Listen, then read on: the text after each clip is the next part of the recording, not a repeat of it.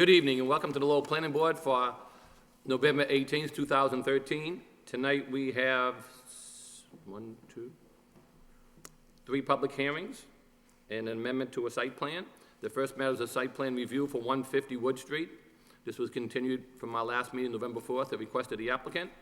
The Lowell Planning Board will hold a public hearing to hear all interested persons relative to an application by Kazanjian Enterprise seeking site plan review for a development located at 150 Wood Street.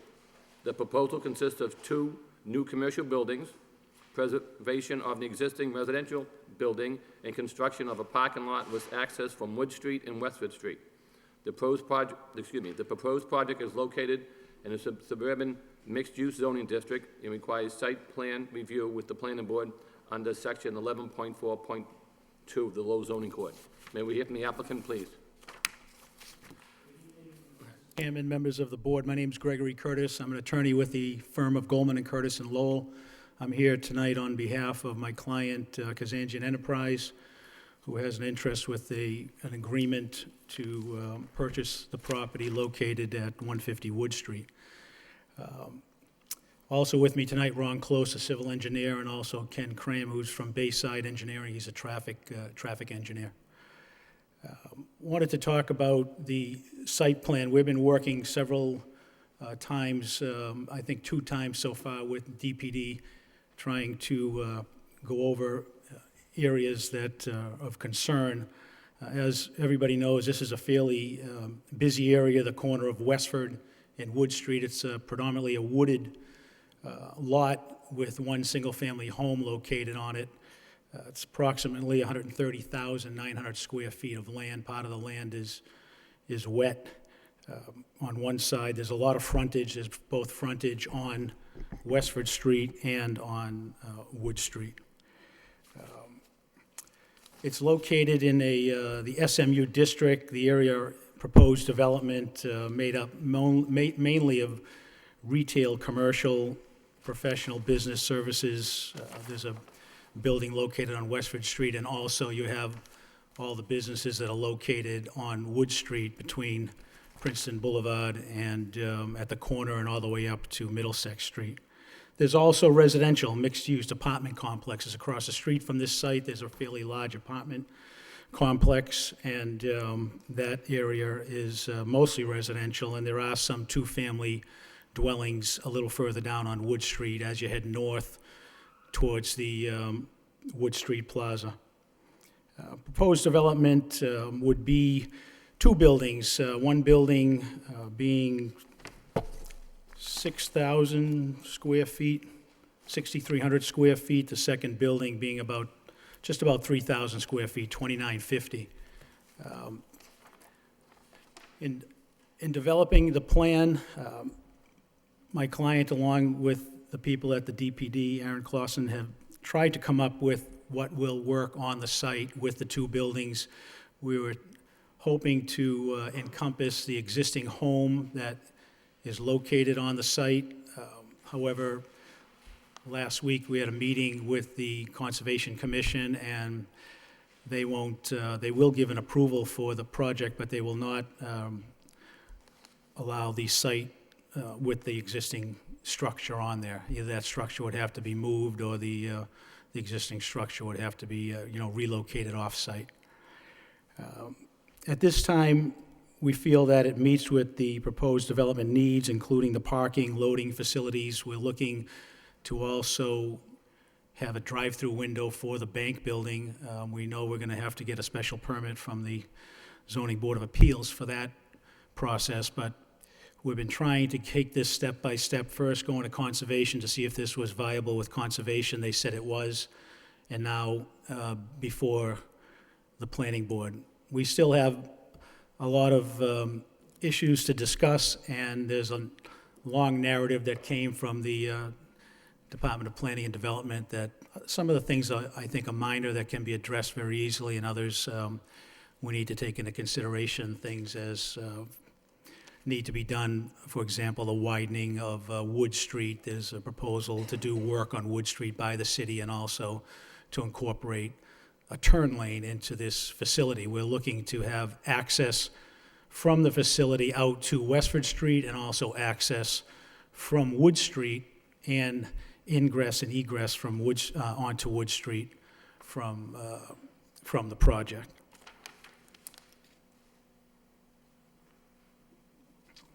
We think the project would be a benefit to the area. The area is mostly commercial. This is a major bank in the city that's looking to relocate from an existing location up the street to a freestanding building. It would benefit the neighborhood having a banking facility there, and then the 6,300 square foot building would be offices. Also, there would be work done to improve the sidewalk, also crosswalks that would be installed between the corner of Westford and Wood Street. So all in all, we know it's a viable project, but we are looking for the feedback from the planning board and to work with the planning board to see that we can make this be beneficial to not only the city, but to the residents and the community in that vicinity. Thank you. Thank you. Anyone else going to speak on behalf of the applicant?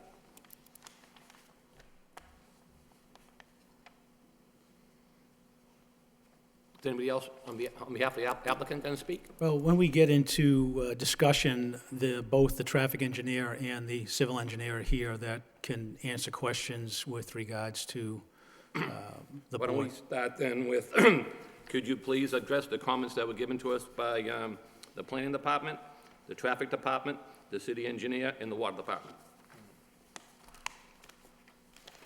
If you do those one at a time, it'd be helpful, please, because those are going to be the questions asked by the board. I take it you got the planning staff memo October 9th as well as November 14th? November 14th, yes, I do have that.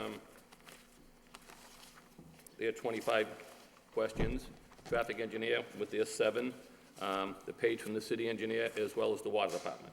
Okay, So if you well, I could address can, those, we'd appreciate it.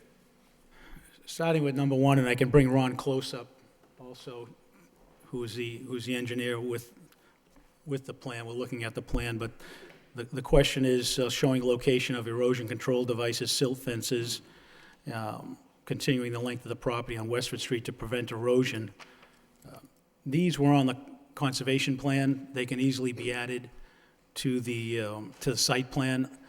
Again, we were before the board at the last meeting. It was a little premature.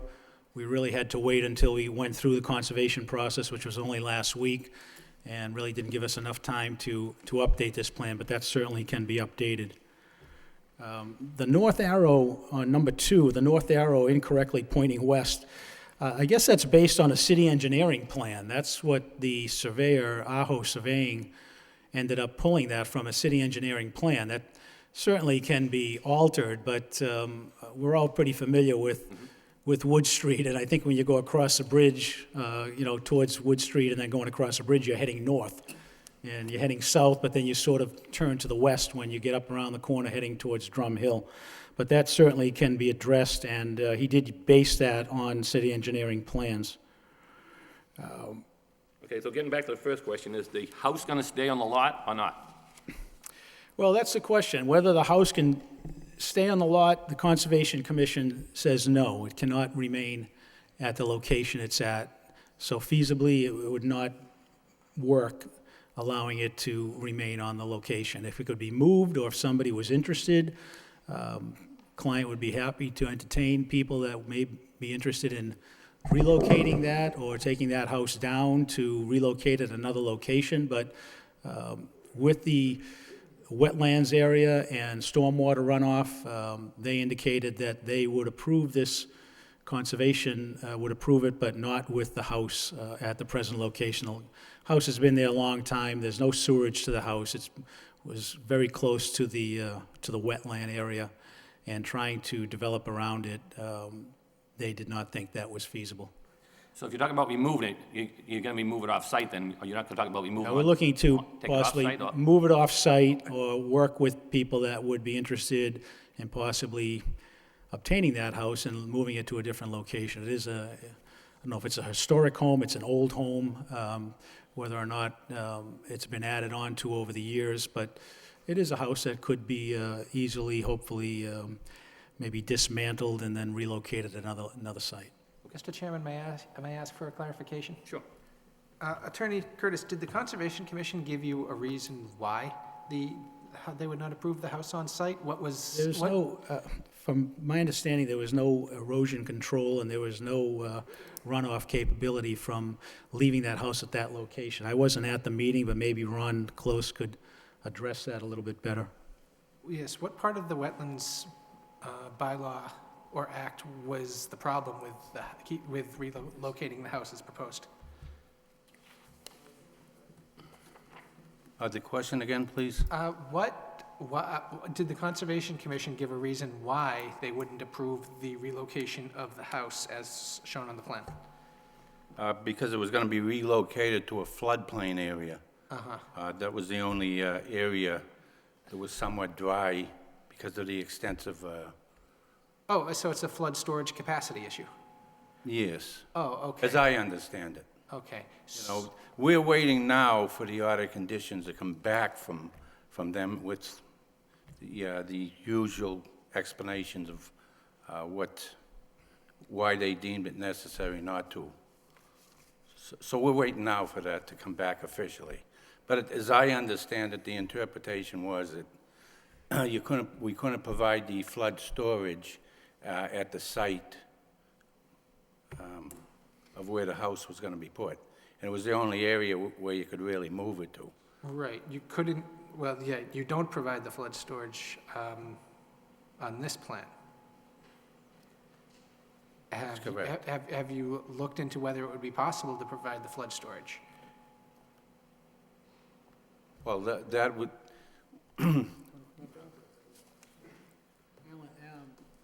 Alan Kazanjian was at the conservation meeting, and I think he has a little more input.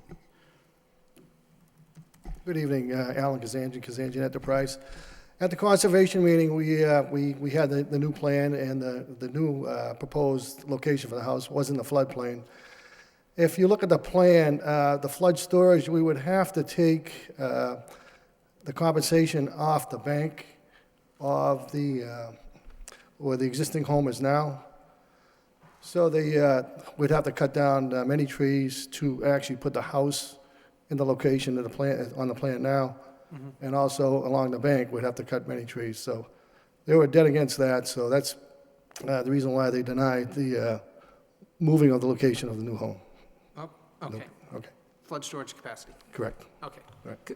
Mr. Casino, I'm sorry, Mr. Chairman, could I just have a clarification, because somehow I got lost in what the original question was. Did they have an issue with it at its existing site right now?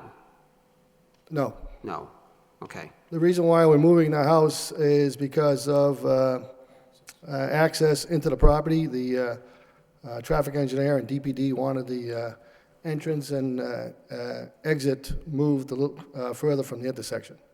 So that's why we're at our first plan showed the entrance was closer to the intersection and the house was staying. Right. Now they wanted to move the location of the entrance, and it's pretty much where the house is right now. Okay. Plus, we're going to widen the road and make that left turn into the property. Okay. Okay, thank you. Yep.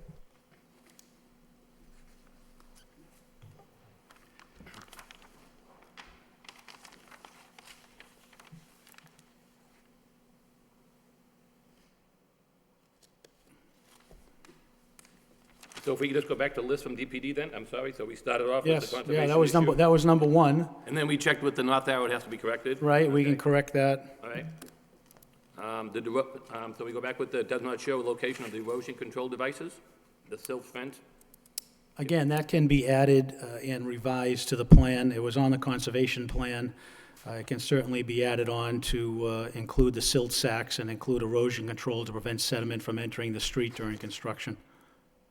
They did note the catch basins. I think they were on the drainage plan, but those could be more particularly placed on the actual site plan. But again, that doesn't seem to be a big issue. That could be added to the plan.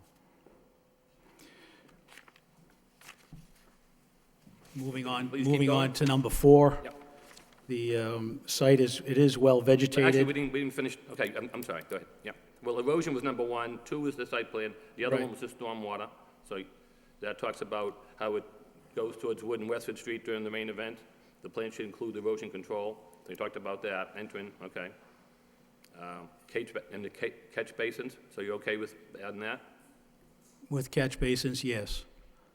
They should be identified, including the information which the basins, okay. All I right, think, so you know, the plan definitely needs a little bit of revision, and I think if we sit down with Aaron on this, I think a lot of these small issues can be resolved, and even such things as moving trees, taking out what would be shrubbery and putting in shade-type trees, and maybe relocating 1 or 2 parking spaces that would be better suited for the drive-through or for the parking area. I think we can sit down and work through all those issues, going right down the line. Also, the stormwater pollution prevention plan, I don't know, it indicates that that was not submitted. I guess that is something that will be submitted prior to any construction, but I guess it would be submitted even prior to that so that it can be reviewed by the DPD.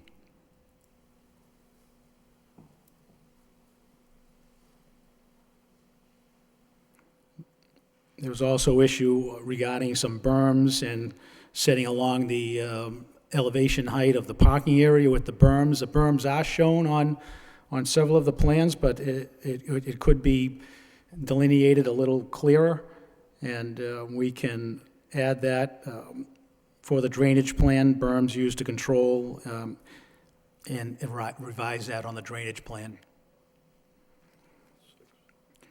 There is one issue with regards to a swap of some land that the city owns on Westford Street that would hopefully be swapped off with land on, that comes from Westford Street into the property, along the property line, and I think that can be worked out with the city law department. That would give a little bit more area on the far side for planting and slope, and also a little bit of land, I think, is being given up on Wood Street to sort of get rid of that little jog. I think we can see it on Wood Street where the plan shows a piece of land that would be used to help with the reconstruction or the redesign of that portion of Wood Street.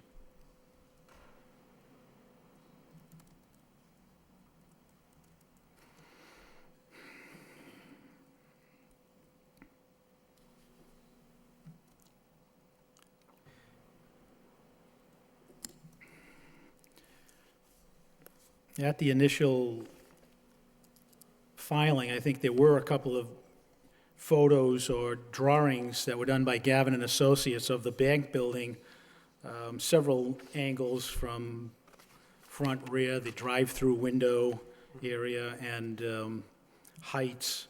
Pretty extensive plans. The plan for the office building, not so extensive. I think that needs just an artist rendering.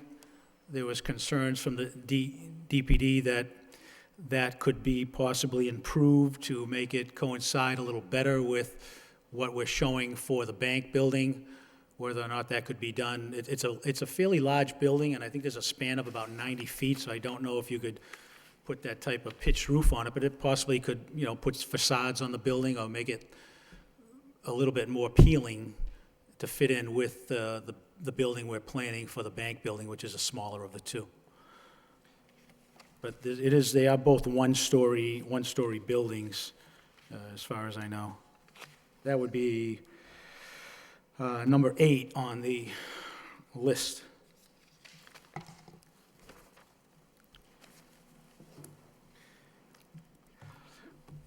Would your client be willing to work with the Division of Planning and Development on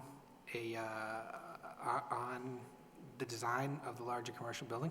Well, that's what I think would be the best bet. We have a nice plan for the bank building, and if we could take that larger commercial building, sit down with the architect and with DPD, we may be able to come up with something that is, I don't think it's going to look exactly like the bank building, but it could very well be more aesthetically pleasing than what you're looking at. But again, there's going to be a lot of vegetation, a lot of shade trees, a lot of plantings that hopefully will impact the area as they mature. Signage, again, is another issue. Again, we'll be going to I'm sure the Board of Appeals for that, but if DEPD indicating they, would be interested in talking and discussing how the signage would look and where the placement of signs would be and whether there would be low signs or, I don't think we're going to see any backlit signs, but the type of signs that are the norm now for these types of developments that I think, we get a lot of traffic, and I think we want a nice view. People coming down Wood Street from Chelmsford and coming down, they look at that location from several hundred yards back, and you want it to be pleasing, you want the landscaping to be done right, you want the sidewalk to be properly installed, and you want the accessibility. I think one of the main concerns we had was the accessibility to the site, even though it's a corner. We all know, what the traffic situation can be out there at certain times of the day during rush hour in the morning, and we want people to be able to get through, and I think we're going to, with the help of the city, make a vast improvement on what is out there currently. And even sidewalks, just so people can get from this area all the way down Wood Street and into that area, the corner of Princeton Boulevard, and then over into the Market Basket Plaza, the Wood Street Plaza. I think it would be a vast improvement for all the people, especially the residential people that live right across the street from this site.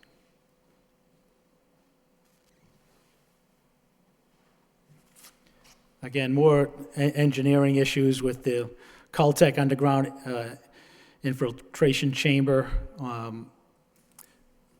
I think, again, we can sit down with a meeting with DPD and discuss that and find out if that has to be relocated or so that we can plant some shade trees, so shade trees aren't being planted right on top of where this Caltech system is. These are all things that the engineers can sit down with Aaron and probably work those out with one session.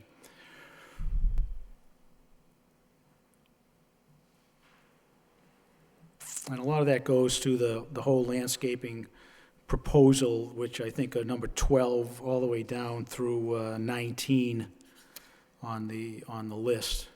It is an extensive list. Unfortunately, we were a little behind the ball when it came to trying to address these because we wanted to get to the conservation first and see if this plan was going to work with conservation. And when they determined it would, it's going to take a little bit of tweaking to, come back here before the board so that we can review these, all these comments.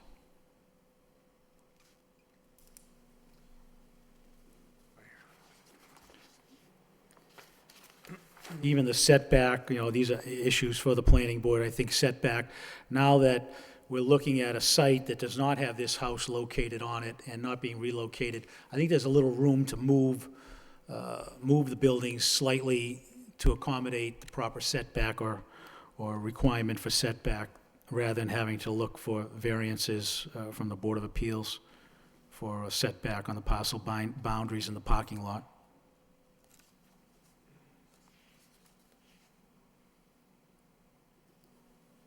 And there was notation from the city that there is no sewerage on Wood Street. We're looking to come in from Westford Street with the sewerage, so there should not be an issue for the site accessing sewer from Westford Street.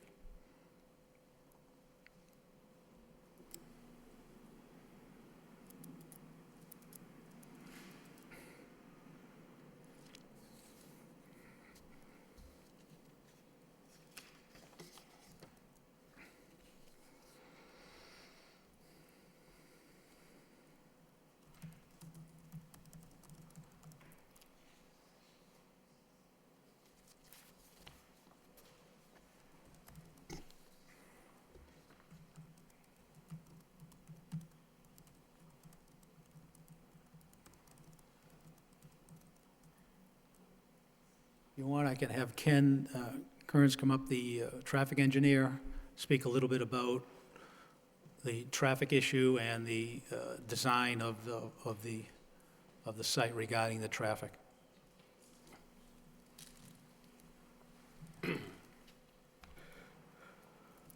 Sure. Okay, That's fine. Yep. Get Eric's comments? This was the comment we had here, just that last one regarding traffic and. Doesn't matter. Good evening. Ken Cram from Bayside Engineering, and we prepared the traffic study that Mr. Eby has reviewed. I know Aaron has seen it, and we had one meeting about a month ago where a number of comments were discussed and hashed out.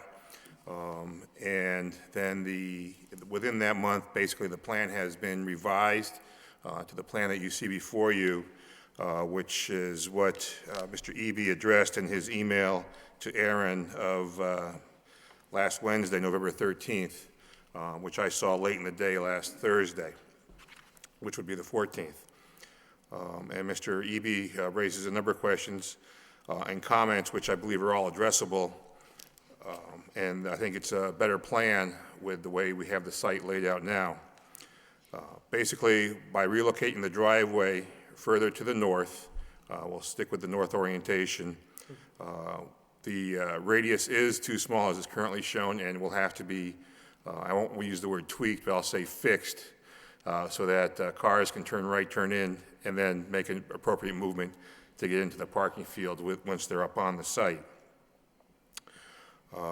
Again, we have not done this yet, but with the land swaps that are proposed and the current plans by the city to resurface and provide new curbing along the west side of Wood Street primarily, we can definitely feather in a left turn lane in about 34 feet of pavement, which would have one lane per direction with a center left turn lane to make lefts into our site, which would then dovetail with the left turn lane on Wood Street as you're going southbound approaching Westford Street. But that has to be drawn up, no question. I think with the location of the driveway now more closer to the inside part of the curve, there's a horizontal curve on Westford Street right at the, I'll call it the northerly end of the buildable portion of the site. Which is probably about 150 feet so north of where the previous driveway was, will definitely improve sight lines both to and from the site for cars traveling on Wood Street to see the driveway, and for vehicles that want to exit the driveway onto Wood Street. They'll have a much better sight line with the driveway basically almost where the house is now. But those have to be field verified and shown on a plan. What we can do, and it's really works to our benefit because it is all our property going all along there, we can create what we've often called a site distance easement, which is a site triangle which would start with the apex at the driveway and then go out through the corners of the site, and anything that's planted within that area between those two lines and the road, nothing more than 3 feet tall, so they don't have anything that's going to block sight lines for the cars. That also includes signage. We don't want to have any signage, whether it's for the site or whether it's roadway signs, blocking those sight lines. Mr. Eby references some improvements in restriping to include a crosswalk at Westford and Wood Street, and that has to be shown. Again, he references the north arrow being incorrect. And then he raised a question about the drive aisle behind the 6,300 square foot building. We'll have to clarify with him that what he's interpreting there, because I believe 18 feet is wide enough for one-way flow, and we'll just have to clarify that. And his last comment, he talks about, and this must have been from a previous plan, the 2 parking spaces that would be relocated for the house would require vehicles to back into Wood Street. Obviously, that is not a good idea, but with the house not being there, then those 2 parking spaces don't exist, so that last comment would actually be moot. So that's a real quick assessment of addressing Mr. Eby's comments, and if you have any questions, I'll be sure to try to answer them, and I'm sure we'll be back with more concrete plans in the future. Thank you, sir.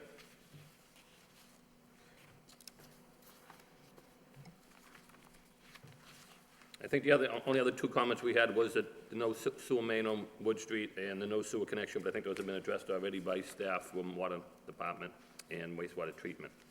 So, okay, thank you.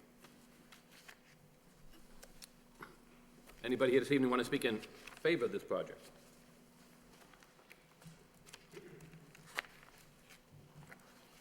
Anybody want to speak in favor? If so, just give your name and address for the record. In favor? In favor? Hearing none, that portion of the public hearing is closed. Anybody wants to speak in opposition?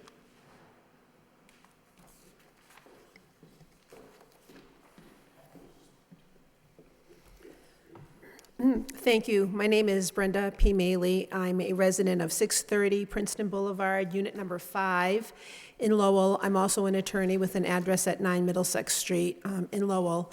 The condominium that I live in is part of the Brookside House condominiums located on Princeton Boulevard, which is the northerly abutter to the subject premises. Excuse me. I'm really not speaking either in favor or opposed. I just came up at this point because I have concerns that I would like to express to the planning board today. I had opportunity to meet with Mr. Kazanjian and his associates, Mr. Gray and Mr. Erickson, on at least 2 occasions, the most recent of which was November 12th. At that time, we were invited to his location, and I went with Nancy Judge, who's also a neighborhood advocate, primarily because of the plan change. I had been involved with, excuse me, the hearing before the Conservation Commission, and Mr. Kazanjian reached out to us to let us know that the plans had changed since the initial filing with the Conservation Commission, and he wanted to review those with us because we had an opportunity to address our initial concerns, and he wanted to make sure we had an opportunity to address any additional concerns we may have because of the revised plans. Having said all of that, I'm sure you're familiar with the location. I think it's important to note that the flood area affects the condominiums, the Brookside House condominiums. I'm also a president, by the way, on the Board of Trustees for the Condo Association. Black Brook is located either right next to or is part of this project site, and on at least 2 recent occasions, Black Brook has flooded over and has encroached upon our property and flooded halfway through our parking lots, so that half of the units on the back side of our property had floodwater damage. Having said that, of course, we have great concerns about the drainage and the flooding issues, and those are the concerns that we addressed with the Conservation Commission. Part of the revised plans involved the relocation of the house from the location closer to our property. And I had addressed with the Conservation Commission, although I wasn't present at the meeting, I sent a communication to them that we would strongly oppose moving that house any more north from its current location. More north, I would mean closer to our property. The site is heavily wooded as it stands now. The only area on the site that is not wooded is the house and a little bit of a yard and driveway associated with the house. So there will have to be substantial clearing in order to construct the 2 commercial buildings that are proposed on the site now. In order to move the house, there would have to be even greater and substantial, almost a de-wooding, a deforesting, if you will, clearing out most of the trees on the site. And I think that would have a grave impact on the neighborhood, both from a perspective of the flooding and drainage issues, but also from a perspective of having some buttress, if you will, between our property. We have a wooded area behind our property, and we would like it to remain wooded to a certain extent. We don't expect to be looking upon commercial buildings. Although much of the area is commercially situated, there are many residents. We have 43 units in our condo complex. They're townhouse condos.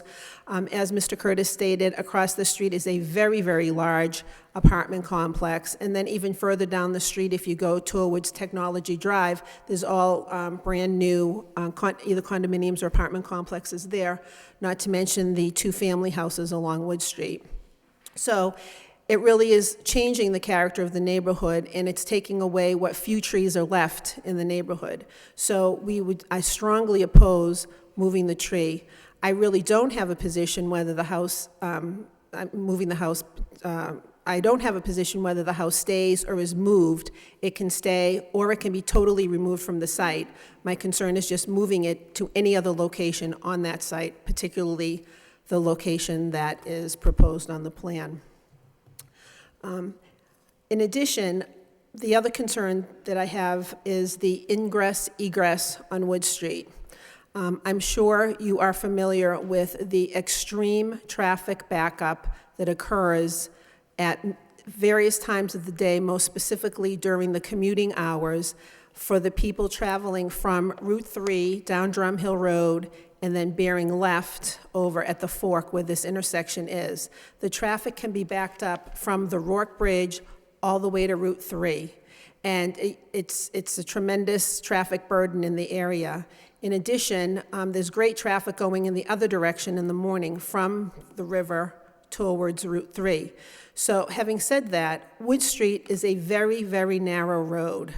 There are no sidewalks there now, which is a problem, and I understand the developer is proposing sidewalks, which is a great benefit to the neighborhood, so we like that plan. But any kind of an egress or ingress on Wood Street, I think, is a tricky proposition.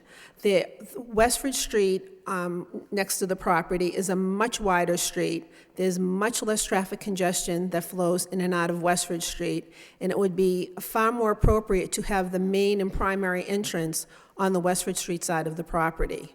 I think Westford Street could accommodate both left-turning ingress and right-turning ingress, as well as left-turning egress and right-turning egress. I think having an ingress-egress on Wood Street would create absolute havoc in the area, primarily because my concern primarily is the left-handed egress that is now being proposed. If people are traveling down Wood Street from Route 3, traveling northerly toward the Rourke Bridge, it's not much of a burden to expect cars to go right in and right out. And this is a similar discussion that took place relative to the Walgreens project over on Middlesex Street and Wood Street. That I don't see as much of a problem. I do see a tremendous problem allowing cars to make a left-hand entrance into the property as they're traveling southerly, or a left-hand exit out of the property if they're again trying to travel southerly. I just don't see how that can be accomplished. Even if you put an additional left-hand turning lane in the middle of Wood Street, the street is so narrow, it can't certainly accommodate enough cars, and I can see that during the morning commute or even the afternoon commute, it's going to be craziness trying to let cars go through, and people are just not going to accommodate that. You may get a nice driver who will let somebody make a left, but it just seems like it's not feasibly possible. So I would oppose any ingress-egress on the Wood Street side that involves a left turn in or a left turn out. As an aside, this discussion that took place relative to the Walgreens property, the planning board and the developers created a right-in, right-only entrance near the intersection of Middlesex Street and Wood Street and barricaded it so that you can't physically make a left out of that and you can't physically make a left into the property. That has greatly benefited the traffic flow.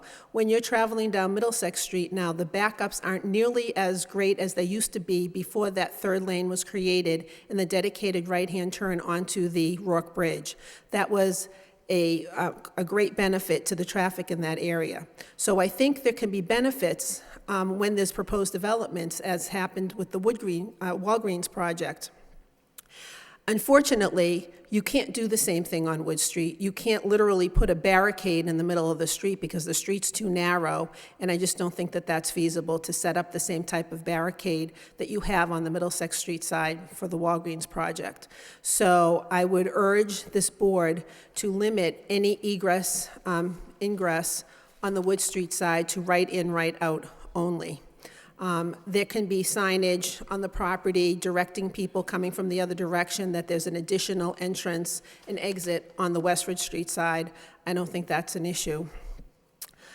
Moving on to another area of concern, and I noted that it was brought up here, that the Department of Planning and Development had some concerns, I believe it was them, relative to the aesthetics of the, excuse me, second commercial building, which is a single-story building.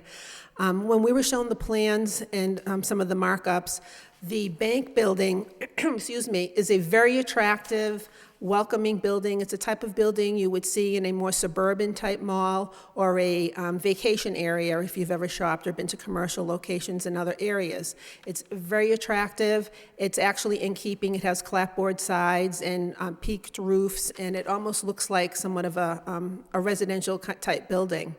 The commercial building next to it, on the other hand, is not aesthetically pleasing. It's a single-story building. It has no connection or basis to the bank building. They don't look like they're part of the same parcel. They don't look like they belong together. And I think if you were going to do the project, I think it needs to be done right. And I think everyone will benefit by that. The bank will benefit, the customers of the bank will benefit because they know that they're on a site that has a cohesive plan and that the buildings complement one another. So I think that's another important issue. So just in conclusion, I'm not opposed to the project.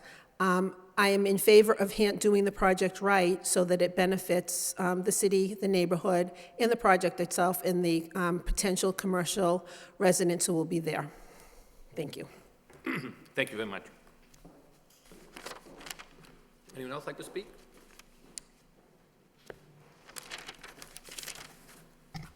Good evening. My name is John Hamblett. My address is 495 Varnum Avenue.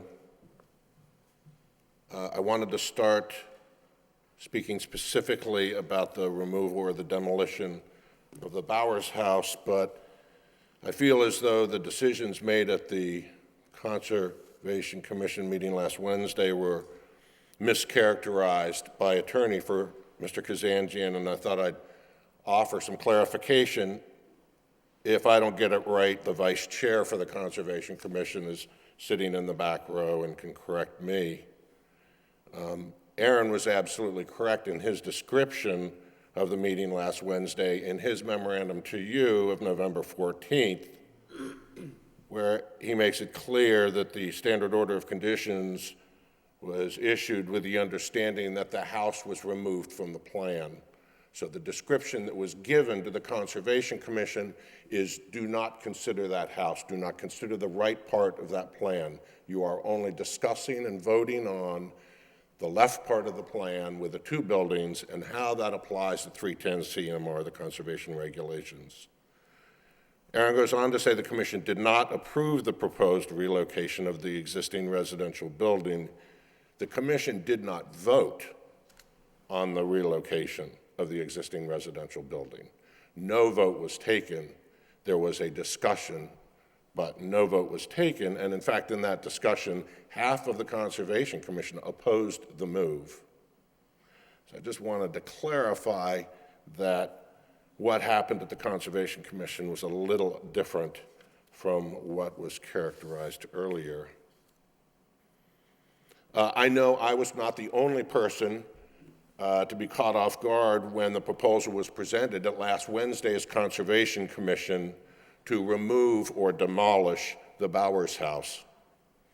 This variation of the plan had not been shared with the public, in fact, just the opposite. The conservation agenda reads very much like yours. The proposal consists of 2 new commercial buildings and the preservation of the existing residential building. The neighborhood, the historical community, and the public in general believed this was a mission of preservation, not demolition. Mr. Erickson, representing the contractor, testified that the building is not on the Registry of Historic Places, a fact that we now know is not true. It was put on the Registry of Historic Places in 1994, and there is a 26-page document that talks about the value of this historic place to our state. But what really sent chills up my spine was when Mr. Erickson testified, quote, demolition of the house is our preferred choice, end of quote. 14 minutes and 26 seconds into the tape. Clearly, Lowell, a city is built on its own history, is shaken by the news that the oldest house in Lowell, listed on the National Registry, the 30th oldest house in Massachusetts, and only 37 years younger than the oldest house in the United States, might be torn down for yet another bank branch. In Lowell, when we talk about history, we usually reference the Industrial Revolution, the city that was built on canals and the related mills.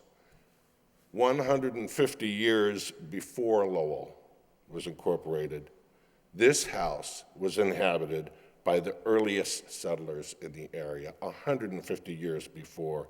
It was in this house that the Bowers family hid from the Indians in the hiding space in the attic above the trapdoor in the bedroom. There are too few examples of Lowell's colonial history. Saving the home would provide future generations to live the history, not just learn about it in books or pictures.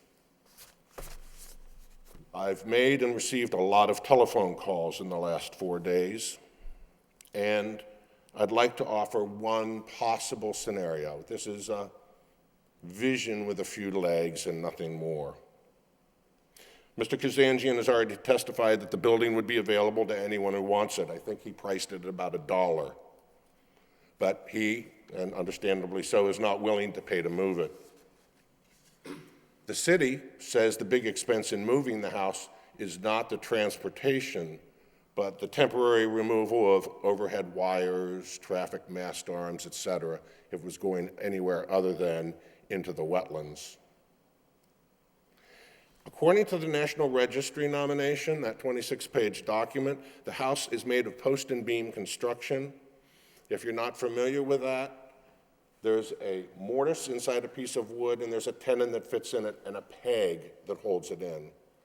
If you pull the peg out, the post and the beam come apart. And it turns out that the countryside is scattered with builders who specialize in taking apart and rebuilding post and beam houses and barns. My barn at 495 Varnum Avenue was built in 1760. It's solid chestnut, and not a nail was used. Come over and see it sometime.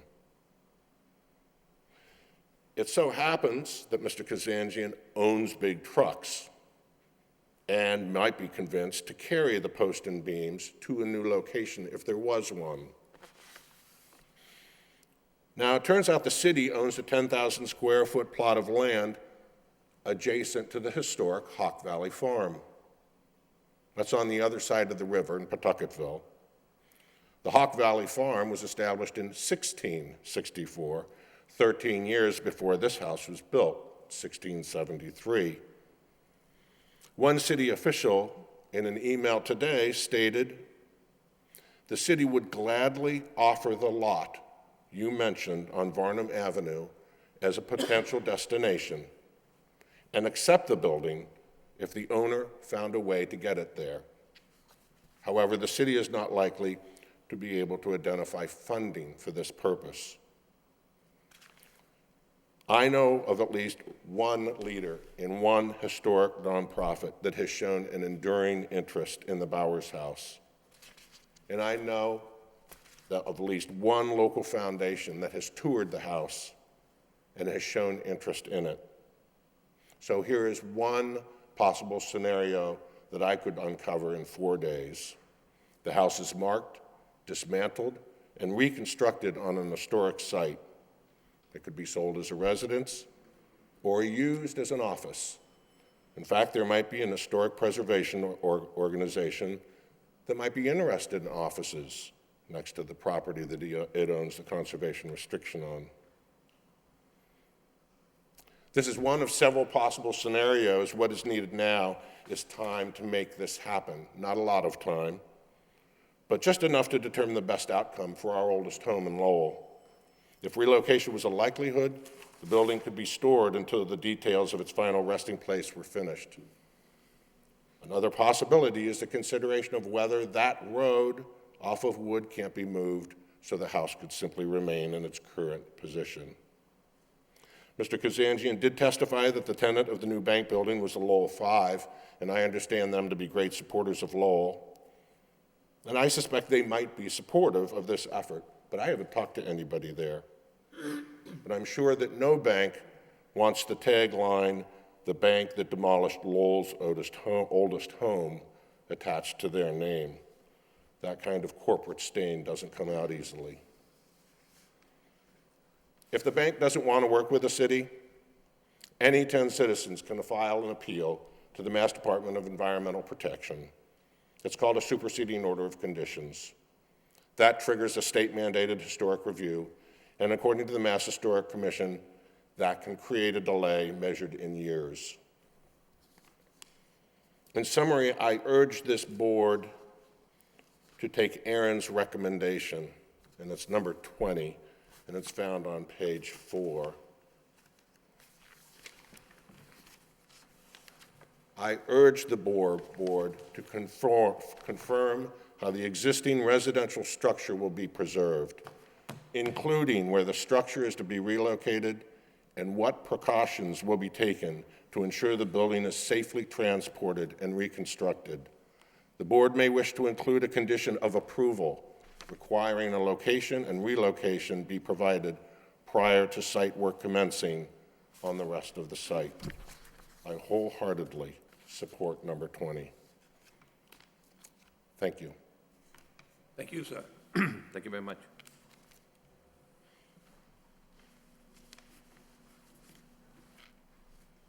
Anyone else like to speak? Anyone else? Anybody else? Okay, at this point in time, any of the board members have any questions? Mr. Chairman, if I may. Mr. Fischett? I want to commend Mr. Hamlet. It's very often we have residents address or speak of concerns, but very rarely do they come up with some viable alternatives and at least some innovative options that to perhaps consider. This is clearly a unique site. I think Attorney Curtis had mentioned that it would be a benefit to the area to have it developed and have a bank in there. It's a highly visible location, high traffic area. I can understand the attractiveness for development and to have retail building there, and from that perspective, I certainly can see that. I mean, from a development standpoint, the challenge is, and I really, and I think you've alluded to the fact that this obviously needs to be worked on. But the challenge is the site. It's a narrow site. It's in a very difficult location relative to the road configuration. And the challenge, as I look at the site, really remains with the access and the egress to and from that site. I guess I actually have some questions for the traffic engineer, if I may. And I'm sorry, your name again, sir, for I'm sorry, your name again, sir?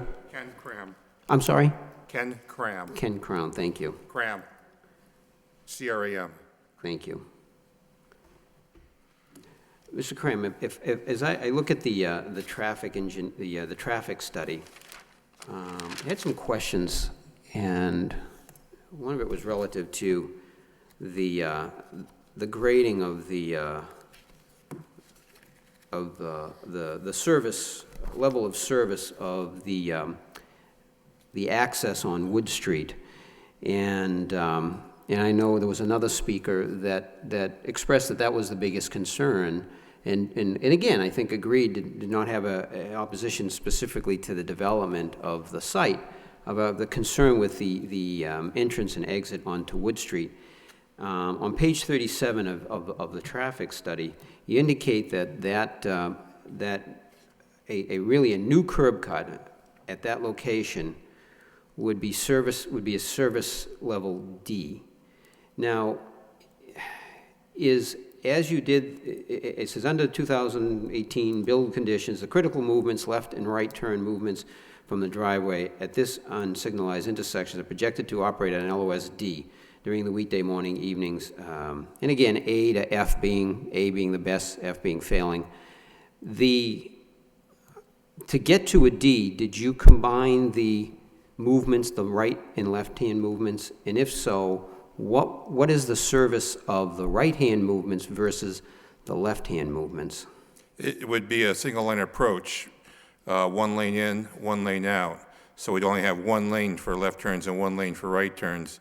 And as we traffic engineers do, as the methodology dictates, you take all the left turns and all the right turns, and you add up all their delays, divide by the number of cars to get the average delay for the approach, which is the methodology, which gets you to level of service D. Okay. If we separated them out, and we had a left turn lane and a right turn lane, the left turns would probably be a level of service F, and the right turns would probably be a level of service B or A. So you average out to D is Correct. basically what, but clearly the left, I think the left is the biggest concern, and I think the city's traffic engineer indicated that, matter of fact, the recommendation is that we wouldn't have a left-hand turn out onto Wood Street. And I guess my question to everyone here is, how crucial is that movement in this project? How crucial is it to have that left hand out of there? And I'll speak for the developer, no problem. No left turn, no project. We have to have the ability to carry our traffic. What is not known, and what one of the abutters, the first woman, I didn't catch her name unfortunately, the Westford Street driveway, because of its location, will be limited to a right turn in, right turn out driveway, because it is much closer to the intersection with Wood Street. And Mr. Eby has agreed with that. no, and I agree with that too. That's a challenge. So if we don't have the ability to get traffic out towards Drum Hill, it doesn't make the site marketable. If the site's not marketable, you can't get tenants. And if cars are exiting out of Westford Street, now I understand, and play along with me on this now, because you're closer to the intersection. In order to get to that signalized intersection at Westford and Wood, is the movement to get, in other words, if it's crucial for you to take a left out of this site, And to left get, in. to get to Drum Hill, wouldn't it make sense, though, couldn't you come out onto Westford Street to that signalized intersection, take a right onto Westford to that signalized intersection, and then that gives you you've got a signalized intersection to take you left towards Drum Hill Rotary? That is correct. Having that movement is not sufficient enough for this to be successful? From my 30-odd years' experience performing traffic impact and access studies for all types of developments, I believe that the second access, allowing that left turn movement, not so much from a traffic perspective, because we have a reasonable and acceptable level of service for the approach, but it goes from my observations of marketability and working with developers over the years to have the best possible access. Best possible access would be to have a full movement driveway on Wood Street at the far northerly end of the site. In Mr. Eby's original comments, that driveway was not at that point. It was closer to the midway point, and by moving the driveway, it solves a couple of problems. It eliminates an on-site conflict, which we would have had right in the middle of where the bank and the proposed building would be, and it also pushes our ability to make a left turn out to a further distance away from the intersection. The signals, both at Princeton Boulevard, and at Westford Street, right now are operating as two freestanding signals. There is no coordination between the two. And everyone knows what happens once you hit Middlesex Street and you have the bridge. During rush hour, most people, I'm sure the locals, avoid that like the plague. I've been through it, I've sat in it, I understand it. But I believe that with the signals, the way they are currently timed, we do get some gaps in that traffic flow stream. See, one of the concerns I have is the evening commute. The traffic from the Rourke Bridge to Drum Hill And if you're coming from Drum Hill, I'm not even gonna talk north and west with everything we've had on the plan, but if you're coming from Drum Hill to the Rourke Bridge, it's really a solid line of cars. It's a moving queue. And then, a good way to describe it, absolutely. And however, the traffic going from the Rourke Bridge to Drum Hill actually flows along fairly freely In the evening. in the evening.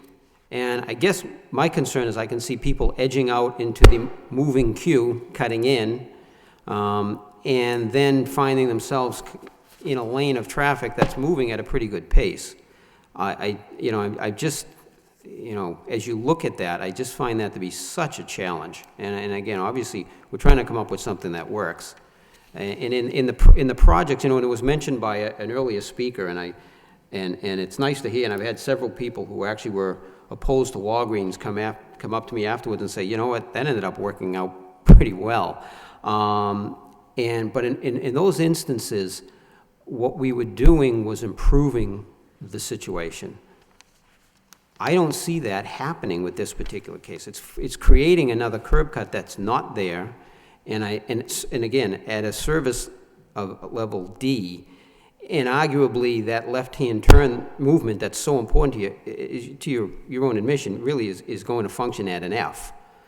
So I guess from my perspective, at that time of the evening, and we talk about sight lines and taking that scenario into account, and I'll be honest with you, looking at the traffic study, and again, I'm familiar with making adjustments to seasonal adjustments, but you did your traffic counts in July and August. That is correct.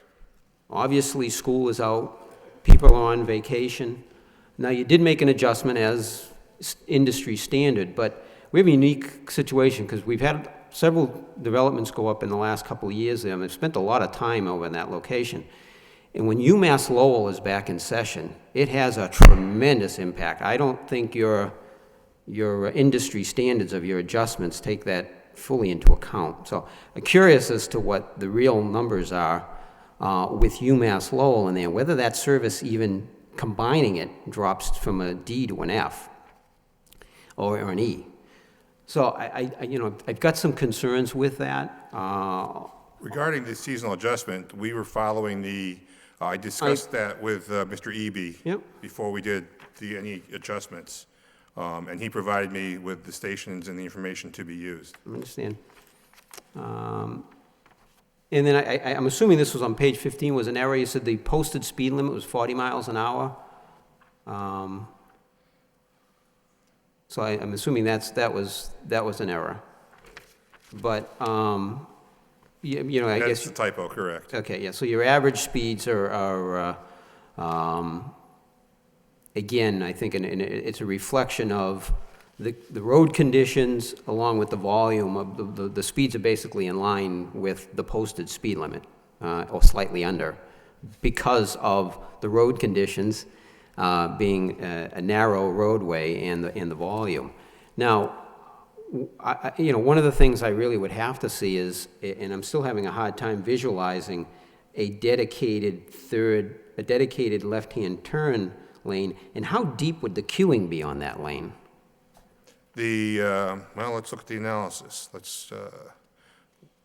And that would be, and I'm sorry, coming from the Rourke Bridge heading to Drum Hill, where you're looking to put a dedicated left-hand turn lane, and what would the queuing be on that?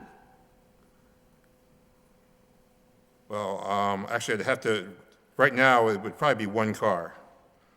But I'd have to rerun the analysis because these analyses in here were not rerun yet with the exclusive left turn lane in the Wood Street traffic flow. So obviously, we'd have to see that to see what. Correct. Yeah, okay. And we have to see that, I have to see how the design lays out. Right. Okay. Now, I guess, thank you, Mr. Kim. I guess, Mr. Attorney Curtis or to Mr. Kasanjian, I guess, what was offered as a potential way of preserving that Bowers home, is that, how viable does that appear to be? I think that, that, again, is the first that it's come about, and I think it may be very viable. It's a type of thing where if that house could possibly be dismantled and put on a flatbed and taken across the river and reassembled, if there's organizations that would be willing to do that, that may be a very viable option. I think the option of trying to pick up the whole house as one piece and try to move it, Right. as we were showing on the plan, is not viable because of the location. And let's face it, that house has been there for many, many years, but it probably could be in a much better location. You know, you don't want to destroy the house. The house wants to be, you want to keep the house intact, but it could be disassembled and then moved to another location. If there was a parcel that the city had, and you look into all the aspects of the cost of getting a company that would dismantle the house and reassemble it. It's not that large of a structure.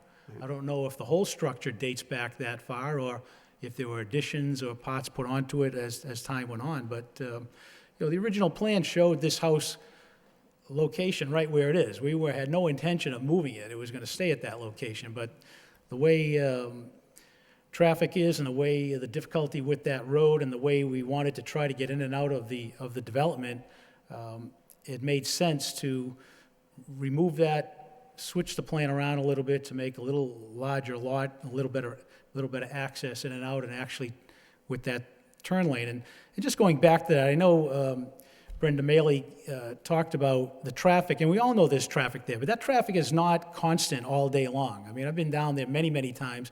Yes, it is bad in the morning, it's bad in the evenings, but there's a lot of time. You know, this is a bank, it probably opens at 9 o'clock in the morning, there are drive-through windows.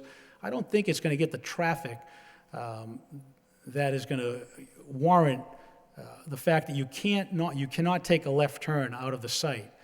Maybe there's a time constraint that could be put on, that a time constraint where you don't make a left turn during very busy times from 8 o'clock to 9:30 or whatever it is in the morning. But I'll there's tell you, different Mr. issues. Attorney Curtis, that's why on Walgreens, because, and in theory, that's a great thing, but most people don't adhere to. People don't abide by it, right? Yeah, They wanna go out. exactly. Just as Westford Street, if we only have a right turn onto Westford Street, Right. how many people are going to come out and just say, I'm going left on Westford Right, Street? right, And right. that's the problem. But with regard to the house, I think that is, and I'll let Mr. Kazanjian speak, that should be a viable Oh, okay. option. Okay. Thank you. We have no problem sitting down with Mr. Hamlin. If he has some great ideas of somebody that might want to take this house down, I know they do it with some older barns up north. They'll take them down piece by piece, and they'll erect them on another location. So we have no problem sitting down with them. Like Mr. Curtis said, our original plan was to save the house on the location, rehab it, but DPD didn't like the location of the entrance and exit, so we moved it further north, and it was right where the house is right now. So, they suggested that we moved it a little further north, but again, the conservation didn't allow it, the neighbors didn't want it, so that was the reason why we're at this stage right now. Is there, and again, I'm just going to throw this out as a thought, though, and I don't know if you have a particular tenant in mind for the commercial building, but would there be a way of instead incorporating the Bowers home into almost like a smaller type of commercial development on the site, instead of having that one larger commercial building, but something that would be part of a little village with the bank part of it, the Bowers house, and some other commercial areas, buildings that would be in the same scale of those buildings, and really would be aesthetically very pleasing and almost look like residential homes, but have commercial use. I mean, is that, at this stage? It sounds great, and it's a great idea, but financially, what we're paying for the property and trying to put everything together, it just doesn't work for us. Doesn't work. We possibly could make the building a little bit smaller, but it wouldn't be much smaller. Well, and then I'm thinking of trying, in a way of incorporating the Bowers house on the site Right. as part of that whole site plan, rather than just kind of an afterthought building, residential building, but just incorporate it in there. Okay. But, okay, I just, again, just, One thing, David Gray, I work Kazanjian Enterprise. I think the reason for that you talk about, if we kept the house, yeah, would be that we're trying to get the left turn to make the site accessible. If you kept the house there, I don't think you'd be able to get that. No, and I appreciate that. My point is you'd actually move, instead of having that 6,300 square foot commercial building, is you would move that Bowers home where that commercial building was In the going to be. site. Exactly, and then that's just, again, I'm throwing that out as, I mean, I think we're all, it's a highly visible site. It's got a lot of potential when you talk about the visibility. I think everybody can see the potential there.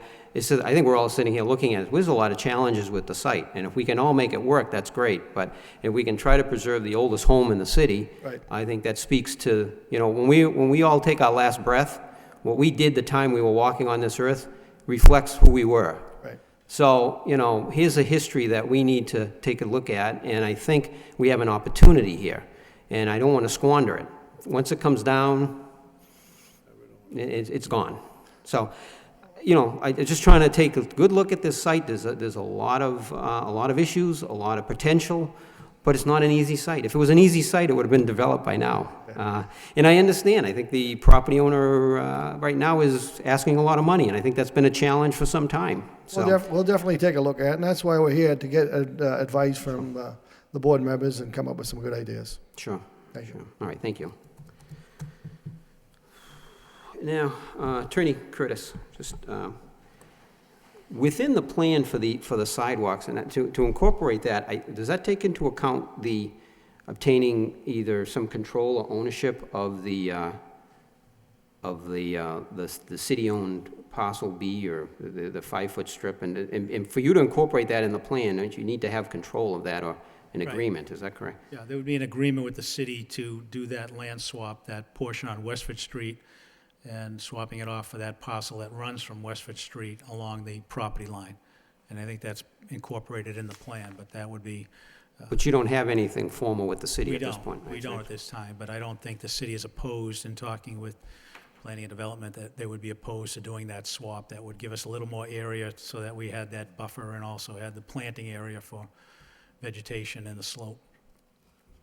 Okay, all right, that's, obviously, I think you acknowledge, and we know with all the items we went through, I mean, there needs to be, we all need to gather here again at. We do, yeah, we know this is a little No, early in the process, only because, things changed when we went to the conservation, and we've had some pretty good back and forth with Aaron, and it's been very productive, and hopefully we can put this forward to the next meeting, and in that period of time, maybe a few weeks, we can sit down and revise those plans. There was a long laundry list here from DPD that needs to be incorporated, and we can discuss a few other things we've heard from members of the public.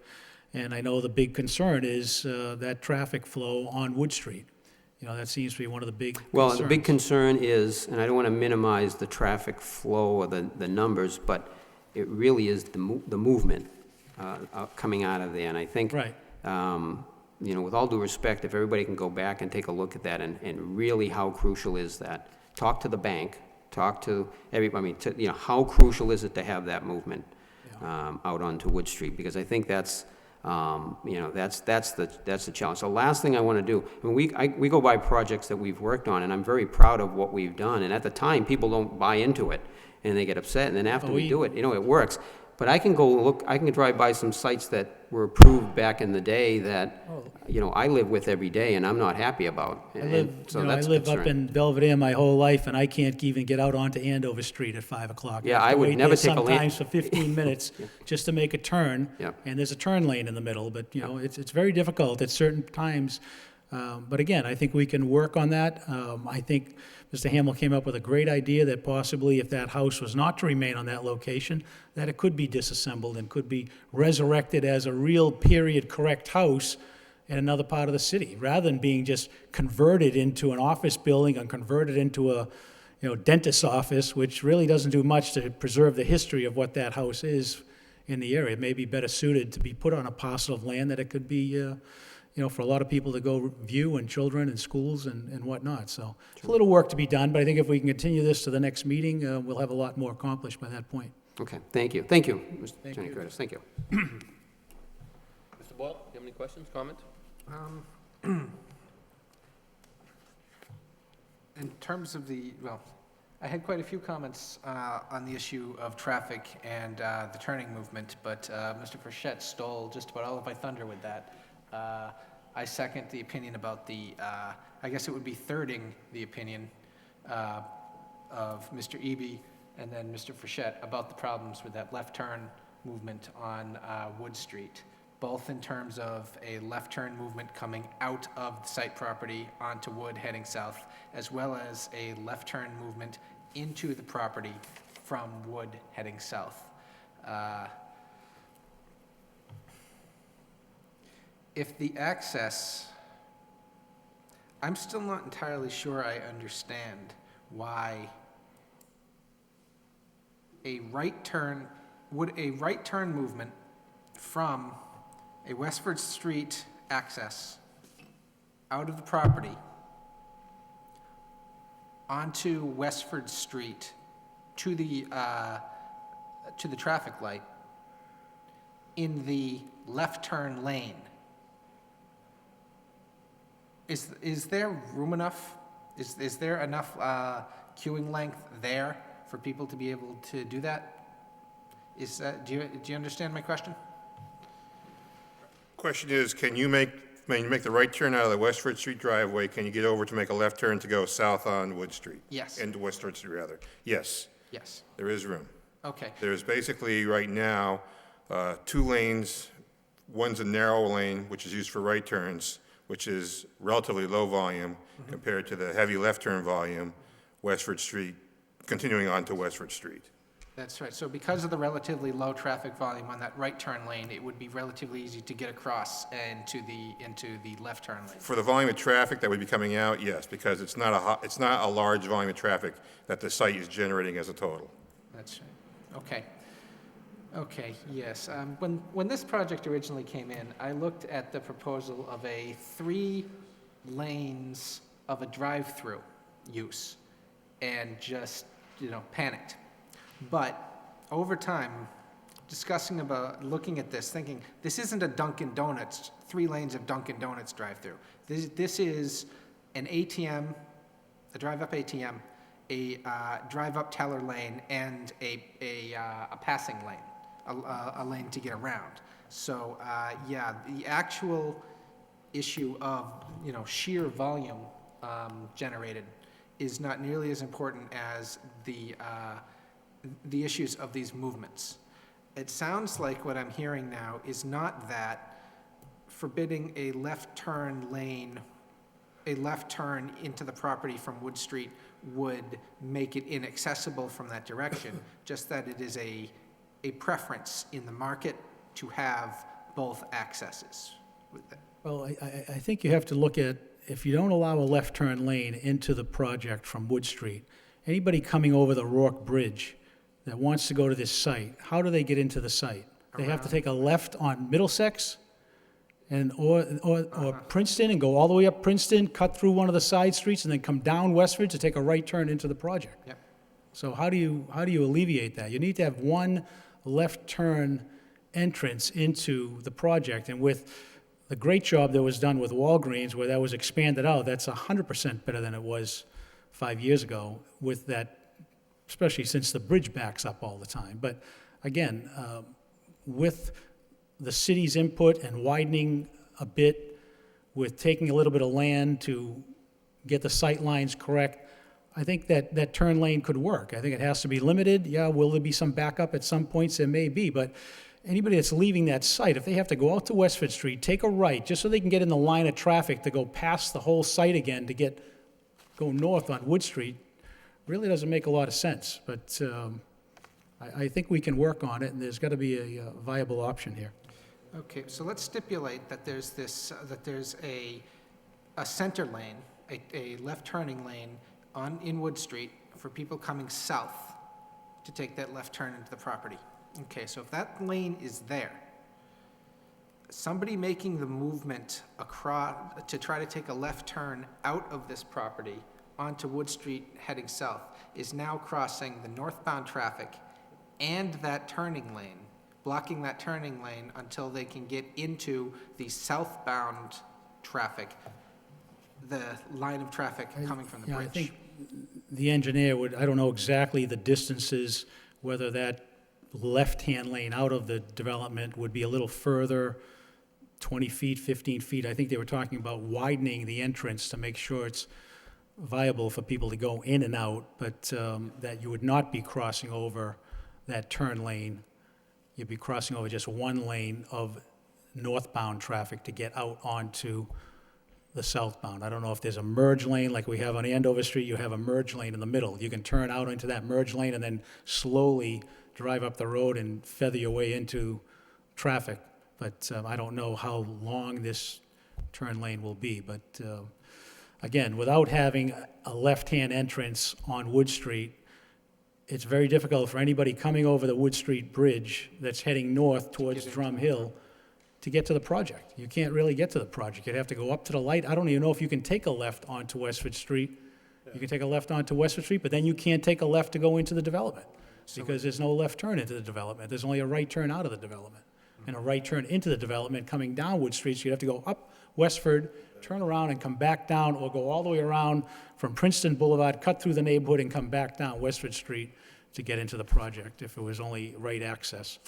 Does your client intend to submit a plan of the street, of Wood Street, showing these lanes, showing these? I think we're going to have to work with the traffic department, with the city, because there is a plan set forth that they're going to be doing widening and curbing, and I mean, right now, there's not even a sidewalk there. I think there is curbing, but there's no sidewalk. It's all been overgrown for many, many years, and if there's going to be a slight taking of property for that sight line, how much can it be expanded? Can it be expanded a little bit on the other side where the condominiums are? I mean, the road needs work at that location.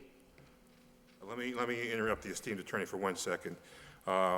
We will be working with Lisa DeMayo and her staff to get the necessary plans and documents and our information to create the plan so that there will be no confusion as to what it is we're talking about. Okay, all right, good. The way this board operates, sometimes we designate some plan needs to be approved by the DPD. It seems to me that this issue about Wood Street traffic and turning, it does not fall into that category, and we really need to see what Wood Street will look like before we can really take any action on this project. I mean, it needs to be part of our consideration from the jump.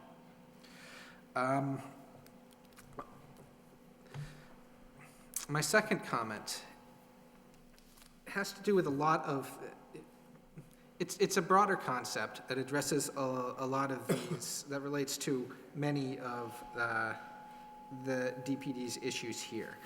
Issues like there's inadequate setback from the parking space to this, and the width of the planting strip and the width of the drive lane. Is there enough room to make this turn? What a lot of that comes down to is you're really maxing out with the 6,300 square feet. That's a very large number, and it's really leaving very little room. And we find ourselves in a situation where we're talking about tweaks and modifications, and I'm really doubtful that those modifications can be made adequately and keep the number at 6,300. I really feel that number needs to come down. And you can ask any members on this board. I am probably the most pro-density member on this board. There's too much on this lot. There's too many square feet of building requiring too many square feet of parking and landscaping and whatnot being crammed into too small a space. And if you weren't married to that number 6,300 square feet, a lot of very difficult problems would become very easy problems. Well, that's something we will we'll look at. I think Mr. Kazanjian indicated there's a possibility to look at the plan, and we need to make some other configurations, and we need to go through the list to see what can be addressed. If it's a simple matter of switching a parking space to another location, I think we do meet the parking requirements, but that's an issue that we'll address and hopefully be back here before the board. Okay. And my third comment, it goes to this, it goes to history. This board needs to take history into account here.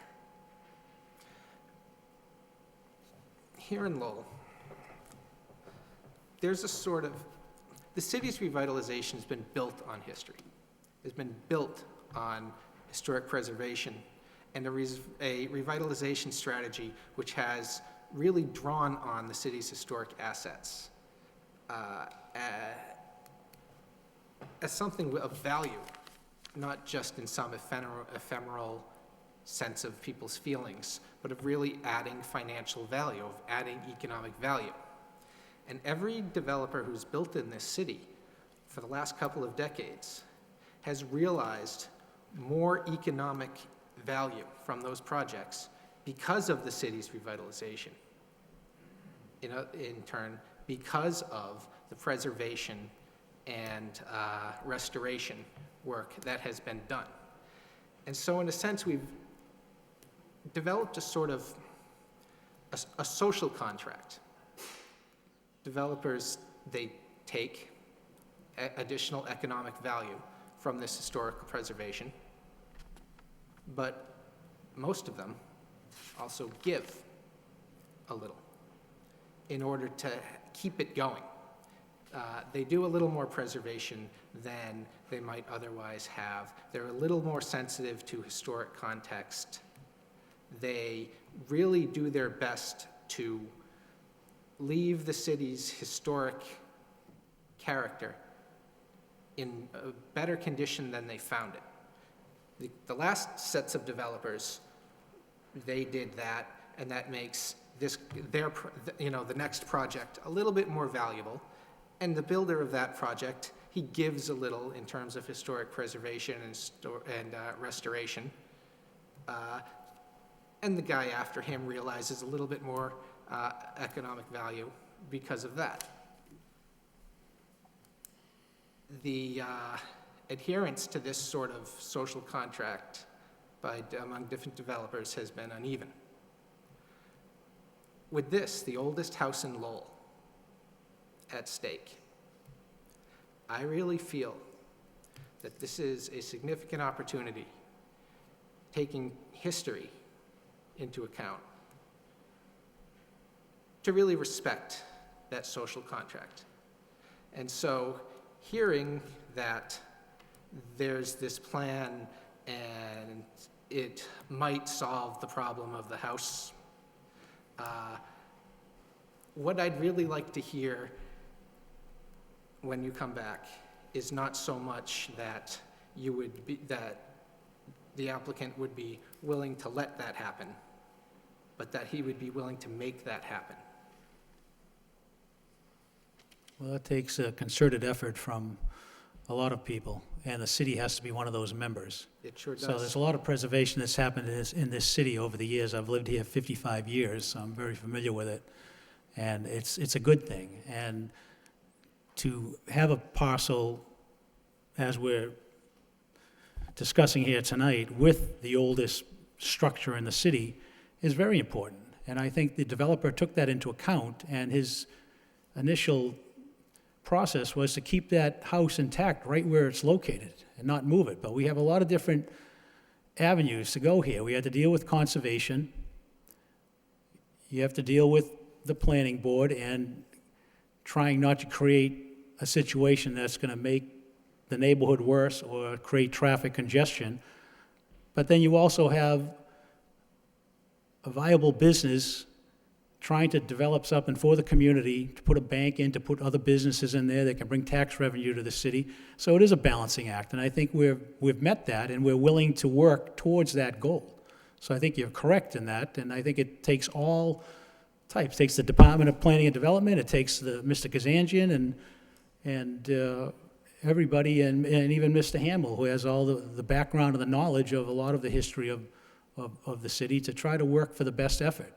So that's what we'll do. We're a little bit, as I said from the beginning, a little premature here, and I think we need to address some issues, and we can come back before the board. So I know there's other members and there's other people that are waiting to be heard tonight, and we'd like to continue this and hopefully come back before this board with some changes and see if this can work. Excellent. I do look forward to seeing you come back and to hear what happened with that how that proposal can be made to work. Yes. What the applicant is willing to do to make it work. Also, in terms of being premature, we don't feel that way on this board. We like to have you in as early in the process as possible. Changes are always easier earlier. And we've been at this for 2 months with Aaron. He's been very good. He's been able to sit down with us, go through it.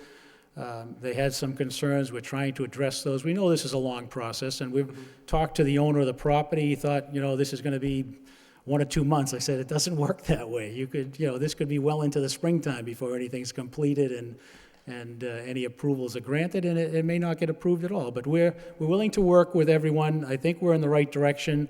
We've had some great input from residents, from historians, and from the board, and I think we'll take that all under advisement and make some changes. Excellent. Thank you very much. Thank you. Mr. Chairman? Mr. Lockhart? Yes, I have a couple of questions. Am I correct in stating that you have a couple of alternatives here relative to the preservation of the Bowers house? One would be to leave it where it is and to try to work it some way into your site plan, and the second would be to physically pick it up and relocate it? Well, we can't pick it up and relocate it because of the, Not, a third party. to the site, because of the issues with wetlands, and it'd be very difficult to do. But I think Mr. Hamill's suggestion that possibly there's a site in another part of the city, and this type of construction could be dismantled and then reconstructed, sure, that's a possibility. The other possibility was the original plan, when we went before to the DP, was to leave the house in the existing location and work around it, have a commercial property next door, preserve it, maybe turn it into a simple office or a single-family home and leave it just the way it was. But again, we have a traffic situation that warrants having safety taken into account also, and we need to address that, and the congestion factor and the turn lanes, those are issues that came about with the DPD to then come to a conclusion that maybe that property needs to be relocated another part of the city. Right, all right. But your intent is to preserve the house? Our intent was originally just to preserve the house in the exact location it was. Right. And it wasn't going to work with the DPD with regards to the entrance and exit, and it needed more room, possibly a reduction in size of the building, a lot of factors. But the initial thought was just to leave that building right where it was. I mean, it's a big expense to try to move it. You can't move it on the site because of the wetland conditions, and we all know Black Brook. My client has property that abuts Black Brook, and it does flood, and there are issues with Black Brook in that whole area on Middlesex Street, so Princeton Boulevard, so you have to be very careful with that. But we're willing to sit down and talk with the city and look at some proposals to hopefully work through the problem and whether this building is located or kept at the location. Or another location, okay, fine. Just want to address, Mr. Hamblett, you brought up some interesting points about the historical significance of the property.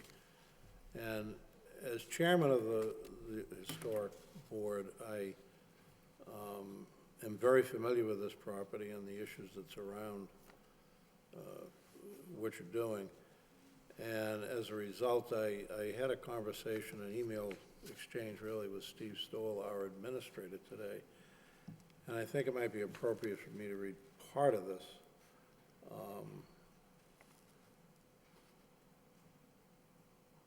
The house has remained under continuous Bowers family ownership from its construction in 1673 to the present, so it certainly is historically significant. The property is listed on the National and State Registers of Historic Places, which places no restriction on the use, alteration, or disposition of the property by the owner. This designation is primarily honorary and symbolic unless there are federal estate undertakings involved that a project may need. It just addresses the historical significance of it and the fact that, yes, it is on the National Register. It seems to me that you know, the history certainly is, Joe pointed out,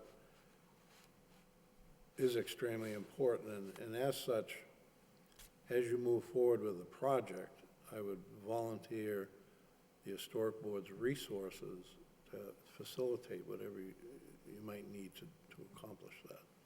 We've been in contact with Steve Stoll on, You could from the contact historic. Steve or contact me directly through Right. Aaron or whatever.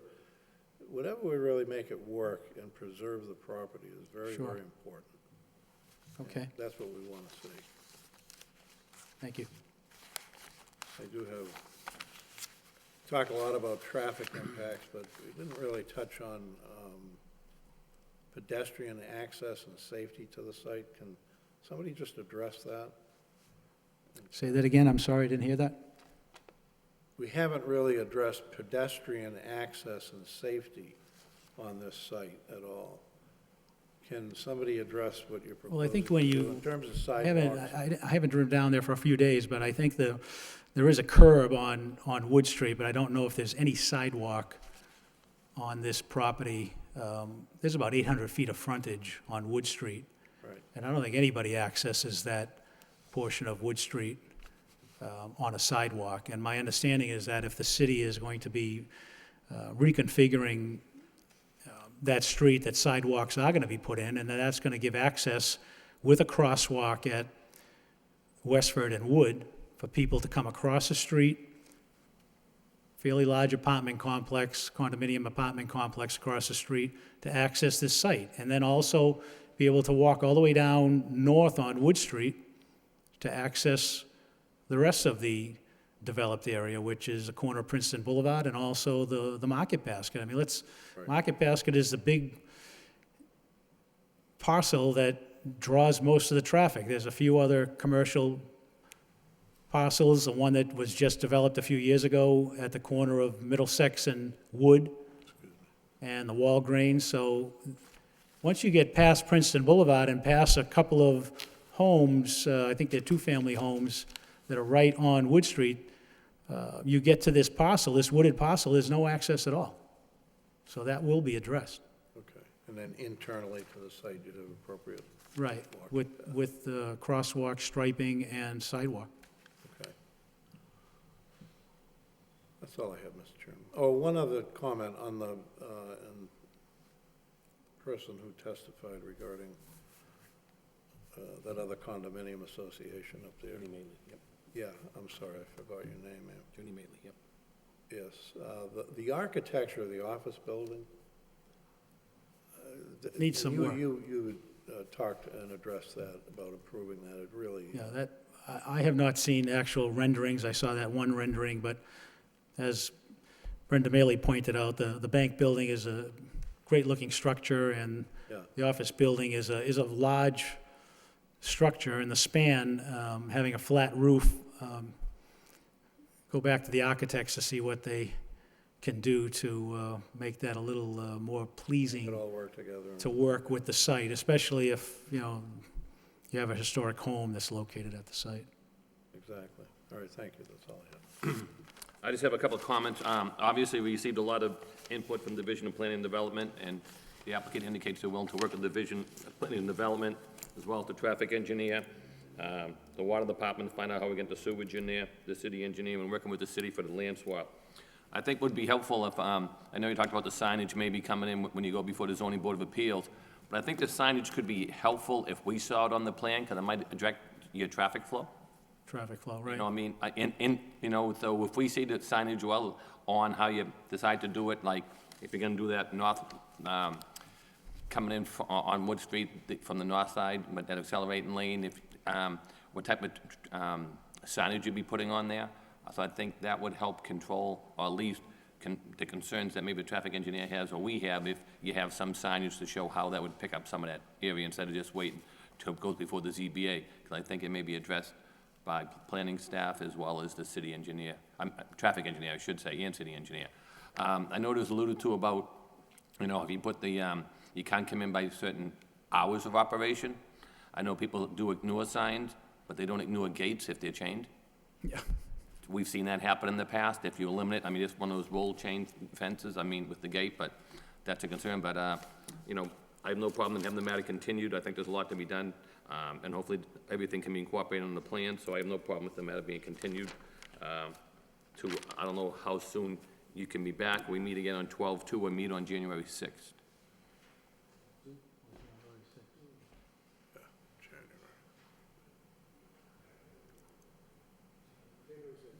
I think we better stick with January, the time we Okay? have a little time for traffic plans and talk with the city and just get some more input on what's going to happen with Wood Street and what type of improvements are happening.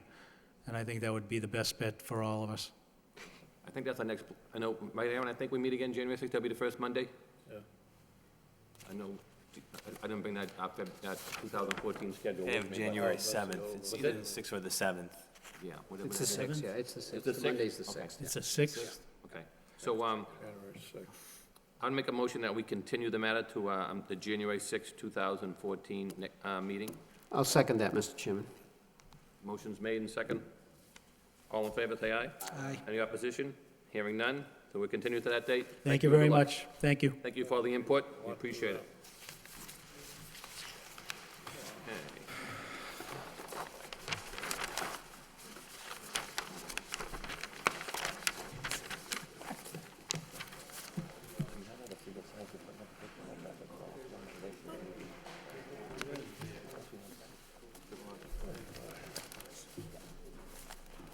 Okay.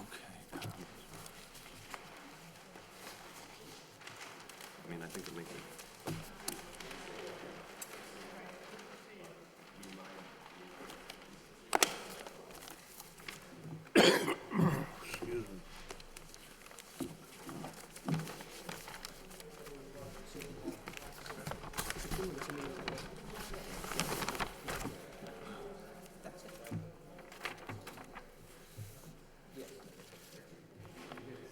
Okay, moving along, I'll read the advertisement for the next site where the applicant's getting set up. We have a site plan review of 295 Barnum Ave. The Lowell Planning Board will hold a public hearing to hear all interested persons relative to the application by Lowell General Hospital for a site plan approval for a project located in the above address. The applicant proposes to expand the parking lot on the west side of the campus with additional 120 parking spaces. The project is located in the PDMI, which is the Planned Development Medical Institution Zone. This district requires a site plan review from the planning board under section 11.4.2 of the zoning ordinance. May we hear from the applicant, please? Good evening. My name is Jerry Foley from Watermark, 175 Cabot Street, Lowell, Massachusetts. We're here tonight to talk about an expansion of a parking lot on the west side of the campus. We were here 2 years ago, almost to the day, to request the board to grant a temporary parking lot expansion over here. This is an aerial photograph that was taken after that temporary expansion took place. Just for reference, here's the hospital proper right here. Farnham Avenue would be down here. And this is the west side. So the current paved parking lot, it's ended right here. Prior to your approval, ended right here. Then what they did was they cleared this area out here, and they also cleared the contractor's parking lot up here for construction. As you can see, the parking lot got used. And we didn't stage this. You know, this is on Bing Maps. You can look it up yourself. So now the hospital's finding out that that they really do need the parking, and so they're putting the application in to see if they could solidify that design into something a little more trained than just a gravel lot. So what we did was we met with Aaron to discuss, you know, what the requirements might be to bring this before the board, and I want to thank him for taking us on short notice. Unfortunately, hospitals work a lot like cities because they like small cities, and things come down to budget decisions, and this was a late budget decision. So I know you've got the technology now to do that, but I'm giving you my Don Kent version. So what you see in white here is what's paved currently now, and what you see in gray is what we're proposing to pave as part of this expansion. What we would like to do is we would like to provide a grass swale down the center here, which would be a BMP that would eventually feed a catch basin right here that would go underneath the driveway at this location and into the existing retention pond. When we were here 2 years ago, it was a bad winter. You may recall it was when we had that early October storm. We didn't have the opportunity to go out and do any tests in the retention basin. So what we did was we took a very conservative approach with respect to the design. Since then, we've had the opportunity to do a couple of tests out here, perk tests, and this is very rapidly drained soil. The facilities department has indicated to us that they've never seen any water in it, more than a foot at a time after a storm. So it drains rapidly. So given that information, we redid the drainage calculations for this under a paved scenario. There's no place to send any drainage on this side of the property. So this doesn't tie into any drainage system out in Barnum Avenue. So it's upon the hospital to retain the full volume of the 100-year storm for anything they do over here. So that's what we've done, is we've come up with a system where we don't have to make any alterations to the retention pond. And when we apply the 100-year storm to this proposed development, we still end up with 2 feet of freeboard above before we get to the top elevation of the storm. I'm sorry, of the retention basin. What we'd like to do is we'd like to take advantage of one-way travel aisles to make it as narrow as we possibly can. Anybody who's familiar with the property knows that it's very heavily wooded along the perimeter. We've added interior parking, interior landscape spaces, which is equal to, it actually exceeds, depending upon how you want to look at it, the 5% requirement. Right now, there are no trees proposed out here. There are no trees existing out here. This would give us the opportunity to add 49 trees to the parking lot to meet that requirement. So what we've tried to do is we've tried to bring the existing parking lot as much as possible into compliance. One thing I want to point out that the hospital wanted me to make a point of is that this is a 24/7 facility, and they need to stay operable during winter storms. And this is an employee parking lot only. So they have shift changes, and they get pretty busy at certain times. And something that's very key to their operation is snow removal. And so the idea of putting scattering islands, landscape islands in this lot becomes cumbersome for the hospital. So what we've done is we've tried to train all the interior landscaping to this one location so that we could meet the spirit of, or meet the requirement, and take the position that this is existing and not revisit that, but do as much as we can with what's proposed. And given the fact that, and so this would all be new trees, there are none now, trees down there. We have the heavy landscaping around the outside, and we've got a big row of trees on that center aisle. We get a net gain of paved spaces of 120 paved spaces when we do this. Up in the top right-hand corner, you see the existing garage and the salt shed. There's pavement there, but there are no parking spots in this area. That's strictly for maneuvering. They have tractor trailers that have to come in, pick up, drop off. But we did have to pave this area to get the number of spaces that we needed. So in a nutshell, that's what the hospital's proposing, and apologize for the late date, but we are at their mercy. I just have one quick question. I'm not sure if you covered it. We got a notation from staff, from the system planner, about on November 13th. Did you get that? November 13th, no. Well, it talks about two things, but let me just bring them out. I don't know if, when you're talking there, I'm trying to see if you, one was the proposed plan meets the landscape and open space requirement as per zoning code. However, one row of parking stalls has no landscape area or trees. This will result in a localized heat island effect. Thank you. It is recommended to convert a few of the parking stalls in that row into landscape areas to plant trees. And then the second one, I know when you're talking that you, I don't know if you tried to incorporate some of that, or if you're aware of that, or if you have a minute to look it over, just address it, I'd appreciate it. Okay. So the trees are proposed to be planted too close to each other along the western boundary of the Can you limit. just show that to me on plan, Mr. Foley, and if you don't mind, I'd Well, appreciate it. the western boundary would be out here, out here. Or is it this what you're talking about? I believe Swathy's talking about the trees planted in the landscape island on the bottom, oriented to the plan on the bottom of the existing parking lot. Okay, so that's the eastern side of the parking lot. The recommendation generally is that shade trees are planted no closer than 30 feet on center. Oh, okay. Which he's finding in both the landscape island and along the border, that some of them are closer than that. So it's a recommendation to make sure that they're not too close so they don't cause problems. We could certainly, we have plenty of room to space trees out on the site, so I don't think that's an issue. We could certainly accommodate that. All right. Do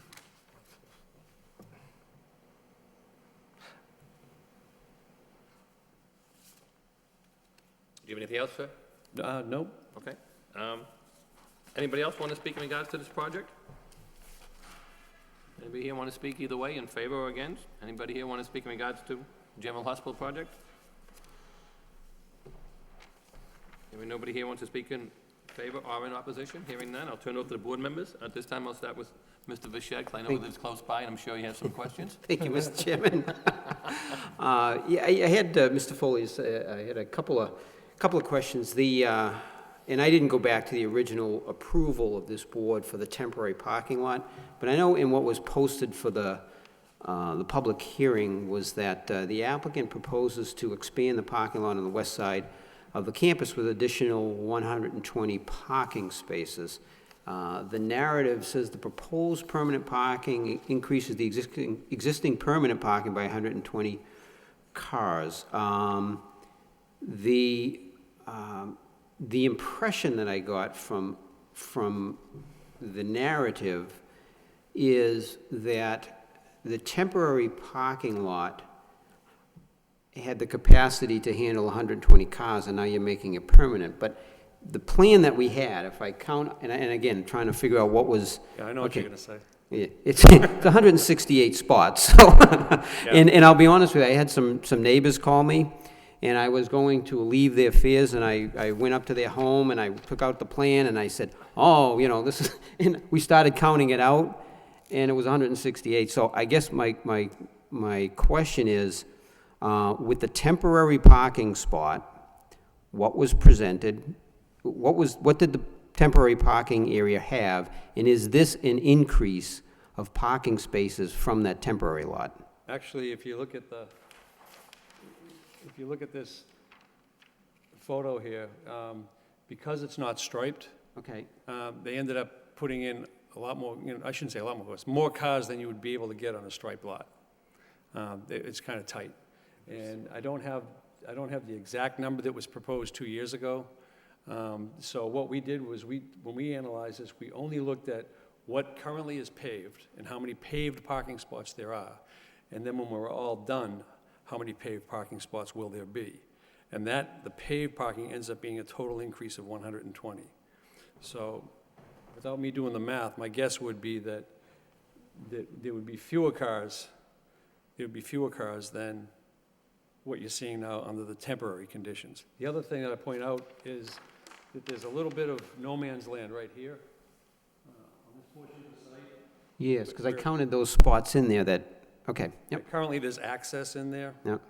Now where there's no parking for maneuvering space. So we rearranged some of the space there to grab some spots in here that would line up with the existing spaces here that aren't currently there. So if you were to count all of the spaces in this parking lot that are paved now, and then count all the parking spaces that would be paved afterward, it would be an increase of 120. I'm sorry, I don't follow the math. I'm sorry, maybe, it just, so, Well, if down here, only so I can understand, yeah, right now existing, we have 156 paved spaces. okay. And we're proposing 276 paved spaces altogether. Okay, but, all right. That's including this. So, yeah, so when I'm counting what you've designated here, it's more than 120, but it's because you're incorporating some of, I guess I don't follow it. I think, I took a look at this too this afternoon, since you brought it up to me earlier. What I noticed in the plan, or the proposed plan, is that the line of parking spaces on that are existing on the farthest western portion of the lot that are currently there are also shown on the proposed plan. So that line, what's essentially is the line of parking spaces that are adjacent to the landscape island, that is also the stormwater infiltration swale that runs north and south of the parking lot. On So could Mr. Foley point to, so to the top over here?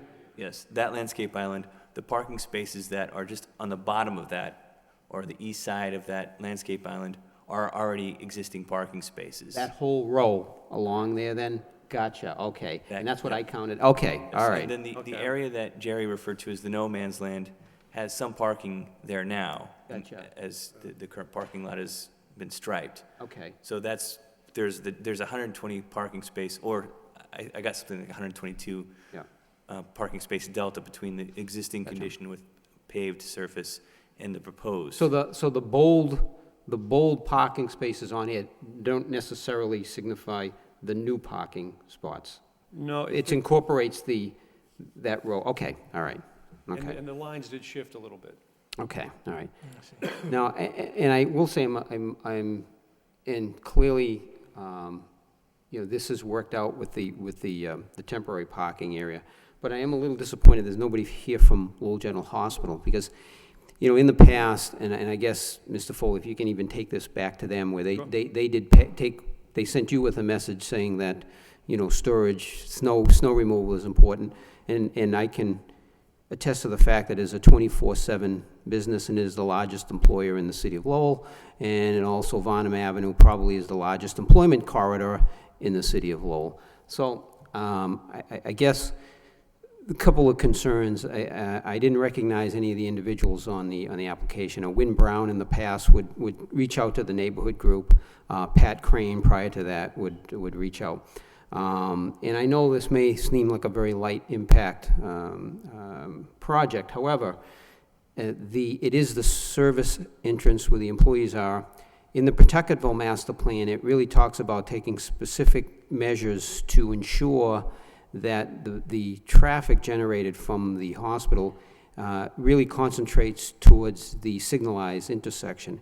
And we did, and we've talked on many occasions with them, is having some sort of a centralized road within the site in order to circulate the traffic to the signalized intersection rather than driving it further down to the neighborhood. So the more parking you put here, the more you're driving the traffic further into the neighborhood. So, clearly there's some challenges, and if they can keep the parking on the site, that's huge up there, because it's not like it's an inner city, it's a suburban neighborhood, so you don't want to have cars parking out on Varnum Avenue in the street. So I can appreciate that, and again, in the grand scheme of things, I think this project is low impact from that perspective.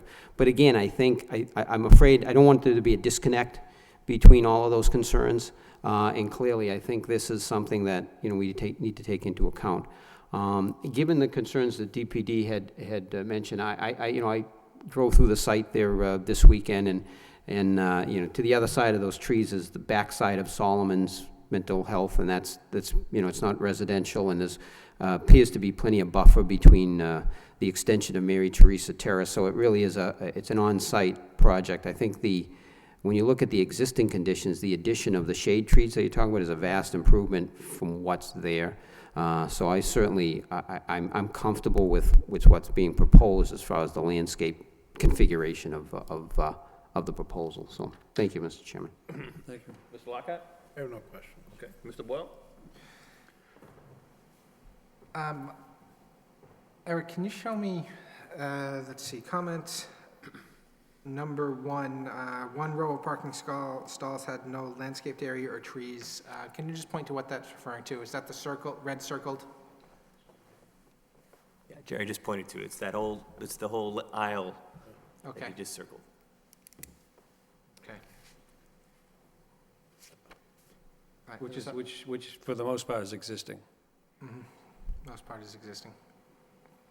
Okay, that was all I needed clarified. I voted for this when we did the temporary. It seems to be working out well. I have no problems with it. Obviously, if you're willing to work with the landscaping with the Division of Planning and Development, I have no problems with it.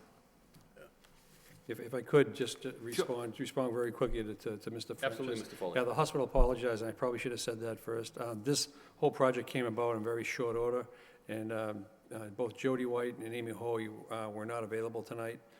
Win Brown's in Gardner, so he won't be back. And the same with Bill Charette, who usually comes with me to these, but they all had previous commitments. Only because I did have several people from the neighborhood group call me, and you know, again, I was Yeah. happy to share what everybody else sees, and, But I will mention that to them. yeah, okay. Thank you. I'll make a motion that we approve the applicant's request with the condition that they work with the Division of Planning and Development to take care of, make sure that they do the planting of the trees correctly as outlined in the staff memo by November 13th. I'll second the motion. Mr. Chairman, a little discussion, please. Sure. That, the motion as made seems to leave up in the air this question about comment number 1, the row of parking stalls with no trees. Do we want to, I suggest that we do want to make it clear that we expect to see some trees in that stall, in that row. I can certainly understand the paving issue, the snow plowing issue, and for that reason, what might be the ideal solution, which would be a number of separate scattered locations, might not be workable.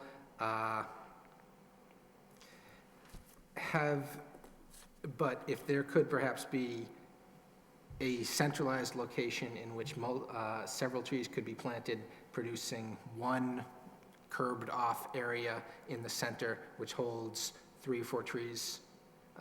Perhaps that would be a way to address this concern by the staff without creating a major headache for the plowing if there was only one relatively large landscape island to work around.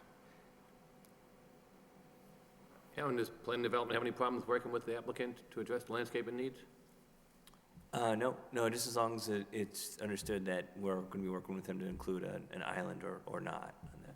You have no problem with that, Mr. Foley? I can't speak for my clients specifically on that, because when we showed them a different concept, it lost too many parking spaces. But if we were going to lose 4 parking spaces to provide a centralized landscaped area to break that long row up, my guess is they would not have a big issue with that. The concern was more that it was an existing condition, and they weren't going to make it any worse than what it was. Yeah, and I know that it's been working in the past, so hopefully if you can work with staff and try to mitigate those situations, and hopefully it works out, and staff can always bring it back to what you concurred, and then we can either decide whether it's acceptable or whether we have to bring it back in. Okay, so we're talking about just so that our expectations to staff are clear, and just so that the 4 of us are all on the same page. I'm talking about an island, let's see, roughly south of where that notation, 20-foot minimum, the one right in the middle, in the widest area of the parking lot is. Can everybody see what I'm talking about? An area in there, breaking that row of double parking spaces into 2, and an area roughly this size, somewhere between 4 and 6 parking spaces, turning into an island. Yes, exactly. Something like that. Okay? Okay. Is the rest of the board comfortable with that as a concept? I'd leave the motion as how it stands, and hopefully they'll incorporate what you They'll work it recommended. out, yeah. And then if they don't, maybe they can come up with an alternative that works. So, I mean, I Okay. think by working with them, I'm not going to change the motion, so they have to put that spot in. Yes, I think that, right. I think that the motion as made I would fully support. I just want to make sure that staff is clear about our intentions. I think Aaron has no problem with that. Mr. Foley has no problem. That works, as long as we understand the scale of, or the amount of landscaping that's being discussed here, we can figure out, work with Jerry on what's the best location for his Well, client. since we're here and we're talking about design, what if my client wanted to put a kiosk there as well to pick employees up with a shuttle?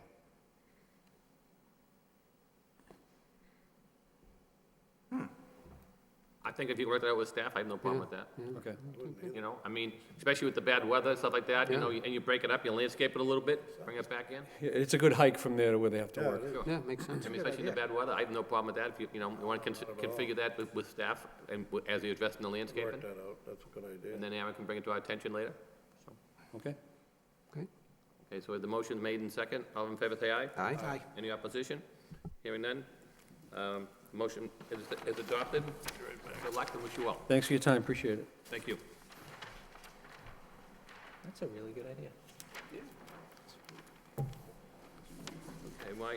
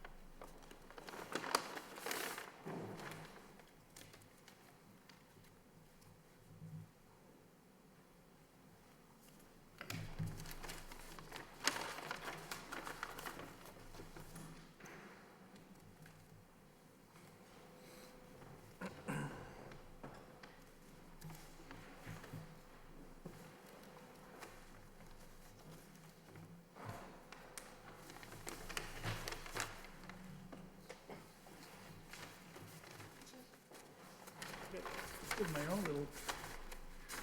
my own little plans. okay, moving along, the next matter on the agenda would be the zoning amendment. 122, 130 Andrew Street, and 180 Moore Street. A public hearing will be held to hear all interested persons relative to the proposed zoning amendment to extend the traditional two-family zoning district to include the above addresses, and all properties are currently located in traditional single-family zoning district. And we hear the case from the applicant, please. Mr. Chairman, just before we commence, I just want to announce that I do have to recuse myself on this issue. Thank you, Mr. Machado. Mr. Chairman, I didn't know we were going to have this beautiful map here, so I've done my own here that I'd like to. Okay. Yeah, we spoke about that at one of the meetings, and Aaron said, I'll try to put those up there. Oh, yeah, so it that's good, kinda that's helps out a great, little it bit. really does. I tried my best. I'm not the best. Okay, and we know, We know that, we since know we have that. on the webpage now, it's kind of like, hopefully more people in the attendance can see it, before we put the easel up and block people out, so. Well, for the record, James Flood, 549 Rogers Street, representing CNF Realty Trust. Arthur Fanaras, who's here tonight, is a trustee. I also have Dean Jenkins of Jenkins LLC, who is the contractor for the property. We're talking about the premises at 122 and 130 Andrew Street and 180 Moore Street. These properties were purchased by Mr. Fanaras from the Roman Catholic Archbishop of Boston back in June of 2013. I think you're all familiar with this. It's the former Sacred Heart School. What we're doing is requesting a zone change to extend the existing TTF zone, which abuts the property in the southeast, to extend and include the entire site of the former school. I have reviewed the various zoning maps for the parcel and the surrounding area, and I think I've given you copies. It traditionally has been a TF zone. You have a copy of the zoning map for 1986, 2001, and 2004. Prior to 2004, it was zoned TF, and I tried to circle the area that we're considering. And in 2004, a small portion, which was located in the middle of that TF zone, was changed to TSF. I've also given you a chart, which is the longer, the bigger plan, as to the makeup of the surrounding land as it exists today. As to the property directly abutting our parcel, there are only 2 single-family homes. As you can see from the chart, besides the 2 single-family homes, there are 2 two-family homes, 2 three-family homes, and there is 1 building that contains 4 to 8 units. As to the Andrews Street portion of the property, directly across the street, there are 2 single-family homes, but the others, there are 3 two-family homes and 2 three-family homes. So most of the area is multifamily. Now, you might ask why we don't convert the existing building like they did across the street under 8.1. Well, we can't, because it has to be 60 years, been around for 60 years. This building was built in 1968, so it doesn't meet the 60-year standard. So that's why that can't be done. So what Mr. Fanaras proposes to do is to demolish the existing school, remove all the existing asphalt pavement, and hopefully obtain approval from this board at a later date for 6 lots for the construction of 2 residential units on each lot.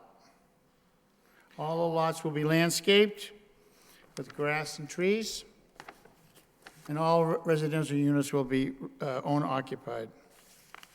Mr. Jenkins, on behalf of CNF, met with the residents in the neighborhood last week to discuss the proposed development, and he has made a pledge to them, which he's reduced in writing to Carol McCarthy, to work with them as to a final plan. So there are some concerns in the neighborhood that were mentioned at the meeting. He has made a pledge to her to work with those and address those throughout the hearing process through this board. That's where it would be if we are successful as a city council. So if we are successful as city council, then we'd have to come back to this board for site plan approval for this development.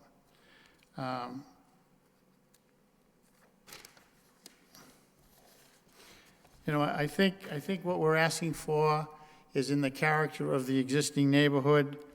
The lots that we are proposing would be a minimum of 8,000 square feet, and if you look at the assessors' figures, most of those lots in that area are less than 4,000 square feet. So our proposed lots are going to be twice the size.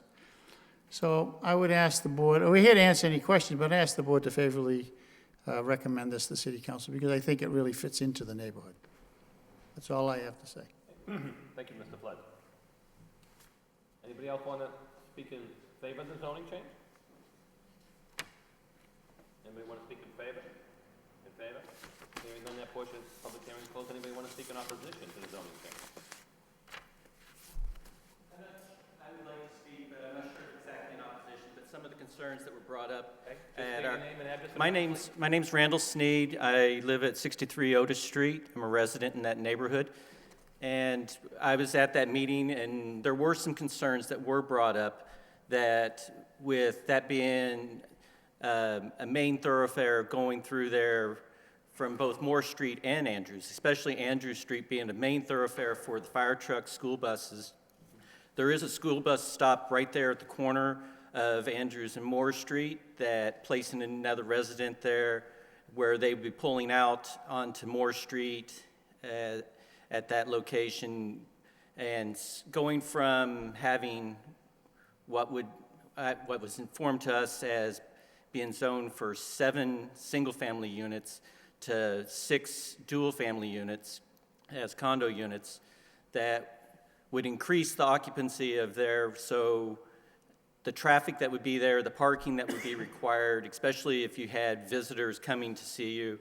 At the times, many of the vehicles would need to be on-street parking type things that you would see, or if you had extra people there that during, especially as been spoke about it on inclement weather types of things and everything, that would be more difficult for that, how the easements would be, for the driveways of how they would be coming out, and how, if there would be 6 different ones, or if there'd be 12 different ones for those that were going to be there.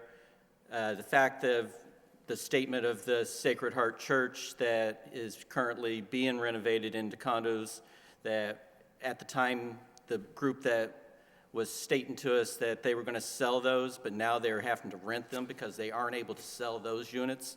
They're still in the development stage of those units, and they finished the rectory, and now they're working on doing the convent part of it, just across the street from where the Sacred Heart School is. Those are some of the greater concerns with having more traffic, parking on the streets, which make them more narrow for the traffic going through there. There's already traffic congestion, as if anybody's traveled on those roads have noticed too, during especially the busy times with the schools and everything. The Moore Street, there wouldn't be any on-street parking in theory for visitors to park and to go to those homes, the way the structure of that street is. So most of the street would then have to be on Andrew Street for those occupants, which having 4 more units going down that side with the driveways and everything else, you would lose even more potential street parking that I don't know where all that would be, especially with already having as many dual-family units or multifamily units within the area up there. I think that's most of my concerns that was addressed. Not that we're totally opposed to this, because I think revitalizing the area is important, but doing it in a safe and ethical way for all the occupants in the area, and especially traffic and safety for that. Thank you. Thank you, sir. Anyone else like to speak in regards to the project? Anyone else? Anyone else? Okay. At this point in time, I'll turn it over to the board members. Mr. Lockhart, do you have any questions? I'll just make a comment regarding this gentleman's comments, that most of those things you're referring to would be taken up by the board during a site plan approval process. And tonight, we're really just addressing a zoning issue, as I understand it. I don't really have an issue with what's happening. Mr. Boyle? Thank you, Mr. Chairman. I really think that the gentleman who spoke really put his finger on it in many different ways. The basic idea of two families of the zoning change being proposed, it makes a lot of sense. It needs to be done right in the neighborhood context. The intention of zoning, of the rezoning that was done in 2004, was to protect neighborhood character. And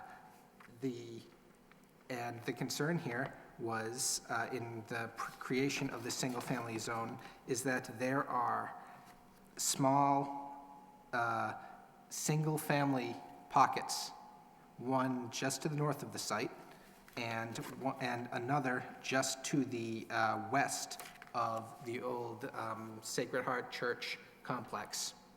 And so what we did when we were drawing those lines in this location, as in so many locations, is to look very closely at a very fine grain, and where there were little clusters that were different from the larger context around them, we wanted to preserve those.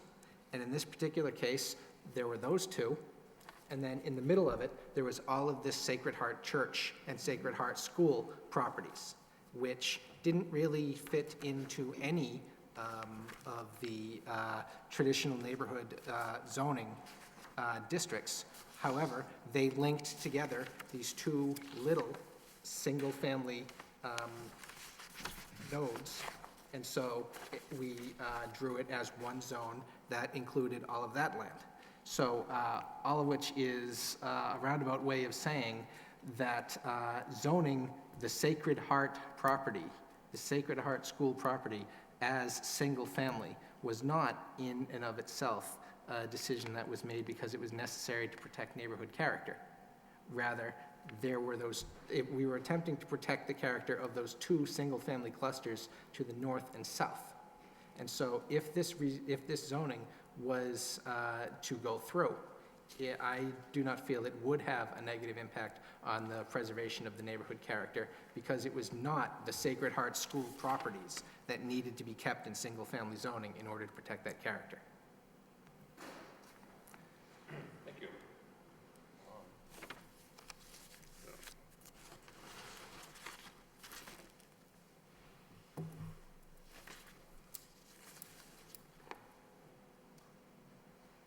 I have no problem with the zoning myself. I know that, obviously you come back before us for site plan approval. I do know, like, on Andrew Street, I know we approved the party at the bottom of the end of it, on Andrew Street, that and all the way up, a lot of those houses are old, nice homes, built, they're big, and they have, they're multifamily. And I think a lot of the houses, even on Moore Street, are into multifamily. They're mostly two-family, some even bigger. I wouldn't have a problem with the zone change. I think it would be consistent with the neighborhood as it is now. I'm very familiar with the Sacred Heart School. I've been there many times. And I think there should be something that should be done up there, whether, you know, the best use would be single-family or two-family. I have no problem with it as it's proposed. So, I know you have to go before the city council. I know you have to go before the city council. Do you have a date for that yet, or is that? December 3rd. December 3rd? Yep. Okay.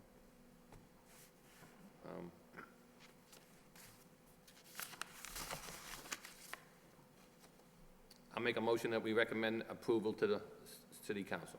I'll second the motion. Motion made in second. All in favor, say aye. Aye. Aye. So we have 3 in favor and 1 abstention. So Thank you very much. good luck, and if it gets approved, we'll see you at the site plan. All right. Thank you. Attorney Flood, before you go, you're coming back to us for a site plan. One thing that really jumped out at me about this is this neighborhood is very fortunate to have the alleys behind the properties and their driveway access, their vehicular access is from those alleys. And in doing so, they not only provide access to the properties, they also preserve the front of the properties without having any curb cuts, and therefore preserve a lot of the parking spaces. And so I would certainly hope you would take a look at that option. The alley, I think, Joe, down the other end of the Agawam Street. Yeah, there were, yes, yes, exactly. So this is, Alley's up this way. But that's right, and that's what I'm saying. On your property where you have most of the block here, it would be possible for you to include one. they come in the middle and entrance the property from the rear. That's right. Well, that's a good thought. And if you make it rights of way, you don't even lose lot area for it. If you make it a right of way that goes over everybody's land, you don't even lose lot area. It's just something to think about as you put together your site plan. I gotta think, maybe I can talk to Aaron how we do it, because we did have that thought, too. Oh, good. Thank you very much. See you.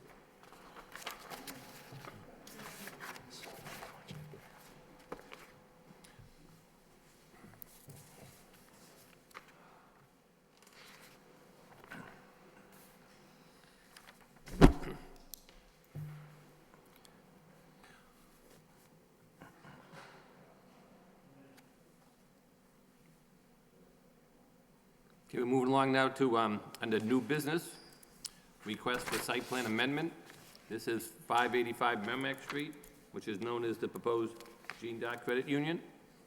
The applicant has requested to amend a prior site plan approval of the board, whereby the project was approved with conditions to demolish 2 existing structures and construct a 3-story bank building with drive-through service. The applicant has requested that the board amend the approved site plan, including the addition of an underground vault to provide electric service, reconfiguration of a sidewalk connection from the parking lot, minor landscape modifications with island changes and grading changes. May we have the case for the applicant, please? Good evening, Mr. Chairman, members of the board. For the record, Joe Pesnola from Hancock Associates, representing Susi Industries and also Shondock Credit Union. This project was permitted through this board last year, I believe, or could have been a year and a half ago. It's a 3-story bank, branch, and office building. It's under construction. We had started trying to get National Grid out there to provide power to the building some time ago, back in May. They finally got them connected, and there's a problem in the neighborhood with the grid, the power available in the area. So National Grid was worked hard to come up with a solution, not only for this project, but also one that will fix the neighborhood. But to do that, they needed to enlist Shondock's help, both monetarily and real estate-wise, to install a large vault on-site that would not only provide power to the bank, but also provide a linkage point, switchgear and equipment, oversized transformer for the neighborhood.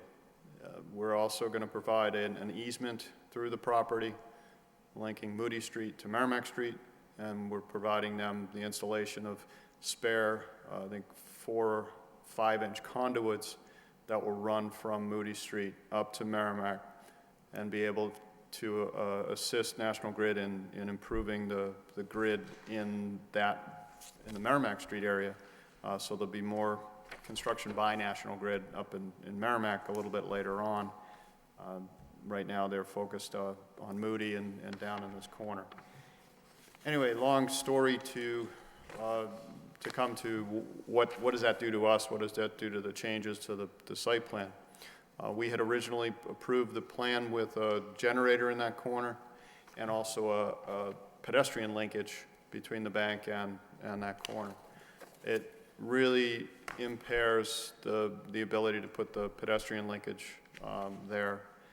So what we're going to have to live with is the linkage that we already had on the plan, which is the 8-foot canal walk that runs between Merrimack and Moody.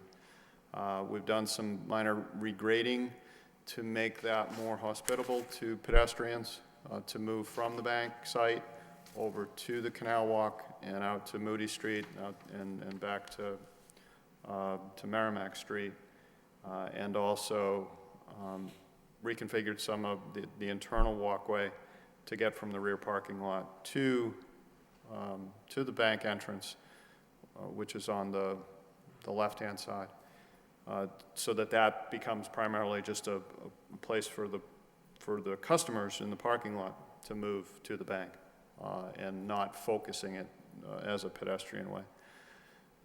There are some minor landscape modifications, very minor drive-through changes with regard to the actual equipment that's being installed for the tellers, and some minor, as I said, minor grading changes and drainage changes just in that localized area over in the southeast corner, where as I said, the grading changes to make that a little bit more hospitable for pedestrians to move over in that direction.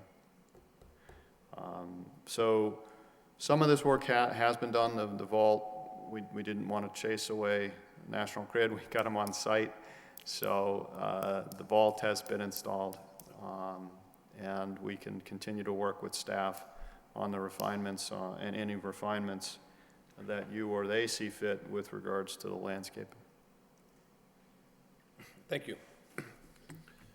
Anybody else here want to speak in regards to the amendment to the site? Anybody want to speak? Anyone want to speak? Hearing none. Aaron, do you mind if I just touch base with you?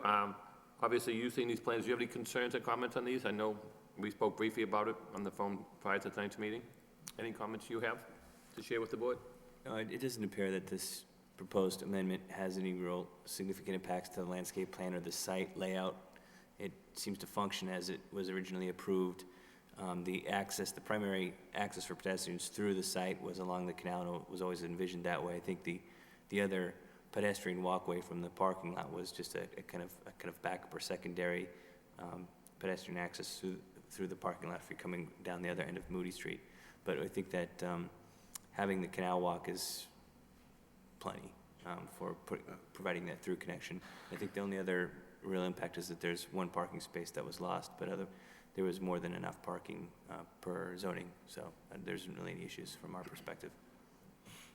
Yes, Mr. Chairman, I'm sorry I failed to mention that we did lose one space right up against that corner on the spaces that border the north side of the lot. We had 45 spaces. We are now at 44 spaces.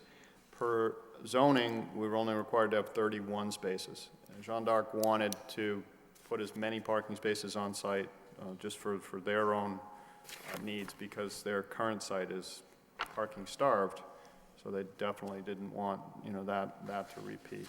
So they're comfortable with one less space. We're compliant with zoning. I think I recall that presentation when you came in to begin with about the extra parking, and that was the comments of, what the applicant was requesting, and I don't think we had any problems with that. Obviously, because they met the minimum, and anything, if they needed more, it didn't, as long as they still had the requirements for the landscape and worked with staff with that, we had no problem with that. I know the problem you have with National Grid, and we've seen it on other sites in the past, you try to put something in, they come in, they dictate where it goes, and you can't get a commitment from them early on. You're kind of like at their mercy, I know, because we've seen it more than once now, and a couple of other situations where you're like, we got it, nope. And they won't tell you to the very, last minute, so we've dealt with that before, so unfortunately, it's difficult for the applicant to say we're gonna put it here, and then National Grid come in and say, no, you're not. But Yeah, we've seen it in this neighborhood, Mr. yes, Chairman. we have. That's where it was. So, I mean, not too far from this site, in the last minute, we're like, uh-oh. And then, no, that's where it's going, that's where the bollards are going, everything else is going right there. So I understand it's not it's not a problem that, you brought upon yourself, and that's basically, when we've asked you what National Grid has to say, well, that's what they told you, and that was, so I understand that, so I understand where you're coming from on that field, so. Any board members have any comments? If I did, Mr. Chairman, thank you. Yeah, just, Joe, and I think I saw the city council meeting. Didn't National Grid have to go to the city council on this? I know. They did. We actually enlisted. I was watching the meeting, so yeah, we enlisted the help of the city manager to kind of push along National Grid, and Mr. Lynch helped with that, and we got them to get in front of city council, yes, to. Right, I did see that meeting. They were very complimentary of the petitioner and the bank, and everybody was in cooperation of, because there's a greater good that's taking place here with this as well, too, other than just the site, so, yeah. No, I certainly have no problems with that. Mr. Boyle? Yeah, I had a question. This is an underground vault, right? Yes. Okay, why did it require the elimination of the pedestrian walkway? Couldn't the pedestrians have just passed over it? Grades. Because of the size of the vault, we were trying to, it was always a challenging area to get the ADA grades from the corner of the parking lot down to Moody Street, because there is a grade differential. And we needed to grade it originally at almost exactly 5%, which is the maximum. Now, National Grid comes in, they plop this vault in that makes the land have to be flat over it. So now we've got too fast a drop when you get past the vault to get down to Moody and make it ADA compliant. And the grate or whatever the surface is going to be, that can't be placed at a grade. Well, it's a large vault that's flat, or it actually has two levels to it. Okay. Quite a structure. Oh, okay. Okay, so it's not the type of situation where there's just, it's like a pit with some sort of cover over it? No, there'll be a it's got to be up out of the ground, portion has to be up out of the ground because there's actually surface-mounted equipment, switchgear on it. So There is, sir, okay, so it's not all underground. it's not fully suppressed, no. I see, okay. All right, that's, Yeah, thank you. Mr. Lockhart? Joe, you'd mentioned drive-through changes? Can you just Yes, elaborate a Mr. little Lockhart, bit? just shortening up the islands, and when we've got from the manufacturer the actual requirements for those, for the equipment, the pneumatic tubes that go in the islands for the tellers, we were able to shorten up one of the islands, just pull it back, just less island installation. So now when people are exiting, they can begin to merge, the 3 lanes can begin to merge to exit out earlier rather than staying in the 3 lanes for a longer So period. it's nothing that affects the functionality? No, minor change. I just wanted to bring everything to the board's All attention. right. That's all I have, Mr. Chairman. Aaron, any comments from staff? No? Nope. I think, I'll make a motion that, first of all, this is not a material and substantial change. I'll make that as a motion. Second that. Second that. Motion made, second, all in favor, say aye. Aye. aye. Okay. Now we need a vote for the approved site plan amendment. I'll make a motion that we approve the site plan amendment as presented with the condition that the applicant work with DPD on any landscaping issues that are I will come second. about because of. Motion's made and second by Mr. Well. All in favor, say aye. Aye. Aye. Chair votes yes. Any opposition? Hearing none. Motion carries on both fronts. Good luck and thank you. Thank you very much. National Grid. Okay. Moving along, I want to get back to the minutes because I forgot those last time. I had to call Aaron up the next day and Oh, say, yeah, didn't we forget to do that's those right, I last night? And he forgot. says, yeah, I Yes. think we were all trying to get out there at a certain time, so. Yes, I already I got put a one. big note here not to forget them tonight. I think we have a few sets of minutes that we had in the previous package. I know one of the first things we had was, one of them had a question on, I believe, okay, August 19th, the first thing, we had a typo that said September 19th on them. I think, by reviewing those, I have no comments. I don't know if any of the board have, so I'm I going just to had- ask there was August one little 19th. Minor thing on the last page, Okay. the 4th page, I guess. Items 5 and 6 are the same thing. They were just repeated. Continue to reach out to neighborhood residents and abutting Okay, so property. we don't need that as duplicitous? Okay. That was all. Okay, any other amendments by the board members? If not, we need a motion for approval. So move, Mr. Chairman. Second? Motion made and second, all in favor, say aye. Aye. Okay, so August 19th. I believe September 5th would be the next one. I have no corrections on that. I don't know if any other board members do. If not, I'd make a motion to approve. If Second? motion made and second, all in favor, say aye. Aye. September 19th, we had, there were some questions Aaron and I spoke with. I think it was on page, I forget where it is, second from the last. I think part of it, Aaron, we agreed should have been taken out. That was discussed earlier during the, it was during the summer meeting, and we talked about the Roger Street rezoning discussion. The planning board discussed the city council refer relatively to the proposed zoning amendment to the portion of regional along Roger Street. I think that was done, wasn't that done at an earlier meeting, and That then it was- just happened to get caught in here? Correct, that was actually the August 19th meeting. I was reading it, and I'm like, oh yeah, that doesn't sound right. Yeah, so actually I've already removed that from the draft, so if that's the only So, thing. we can- Yeah, because I remember reading that and then reading the other minutes, and I said, sounds like I'm reading something twice. And then when I saw the date September 19th, and I said, then I really thought I was reading it twice. Yeah. But so I think if we just remove that part of it, I think that, because I knew it was done earlier. If not, anybody have any questions on that? If not, I would make a motion to approve as amended. I'll second the motion. Motion made and second, all in favor, aye? Aye. Okay. And the last matter would be October 21st. I have no corrections on those. If Anybody else has any questions? If not, I'd make a motion to approve. Second? Motion's made, second, all in favor, say aye. Aye. Okay, so moving along back to the agenda. And do we have any updates from any of the board members on any of the boards they're on, or any notices, anything? No updates there. No updates? No updates? Aaron, any updates from staff? If not, Nothing at this moment. okay. Do you know what we have coming in for next meeting on 12/2? We're here? No, I'm totally blanking. I don't think there's really anything on the agenda at this moment, since this 150 Wood Street was continued to the January meeting. Right. Which I'm kind of glad it did. Yeah, I think, They need that I time. mean, there's a lot of comments with there that I hope that they really adjust and take a good look at. there was a lot of information that needed to be updated for 1 week period of time. And I know the complexity of it is, they can put on the plan, but the time it gets to all the 7 department heads.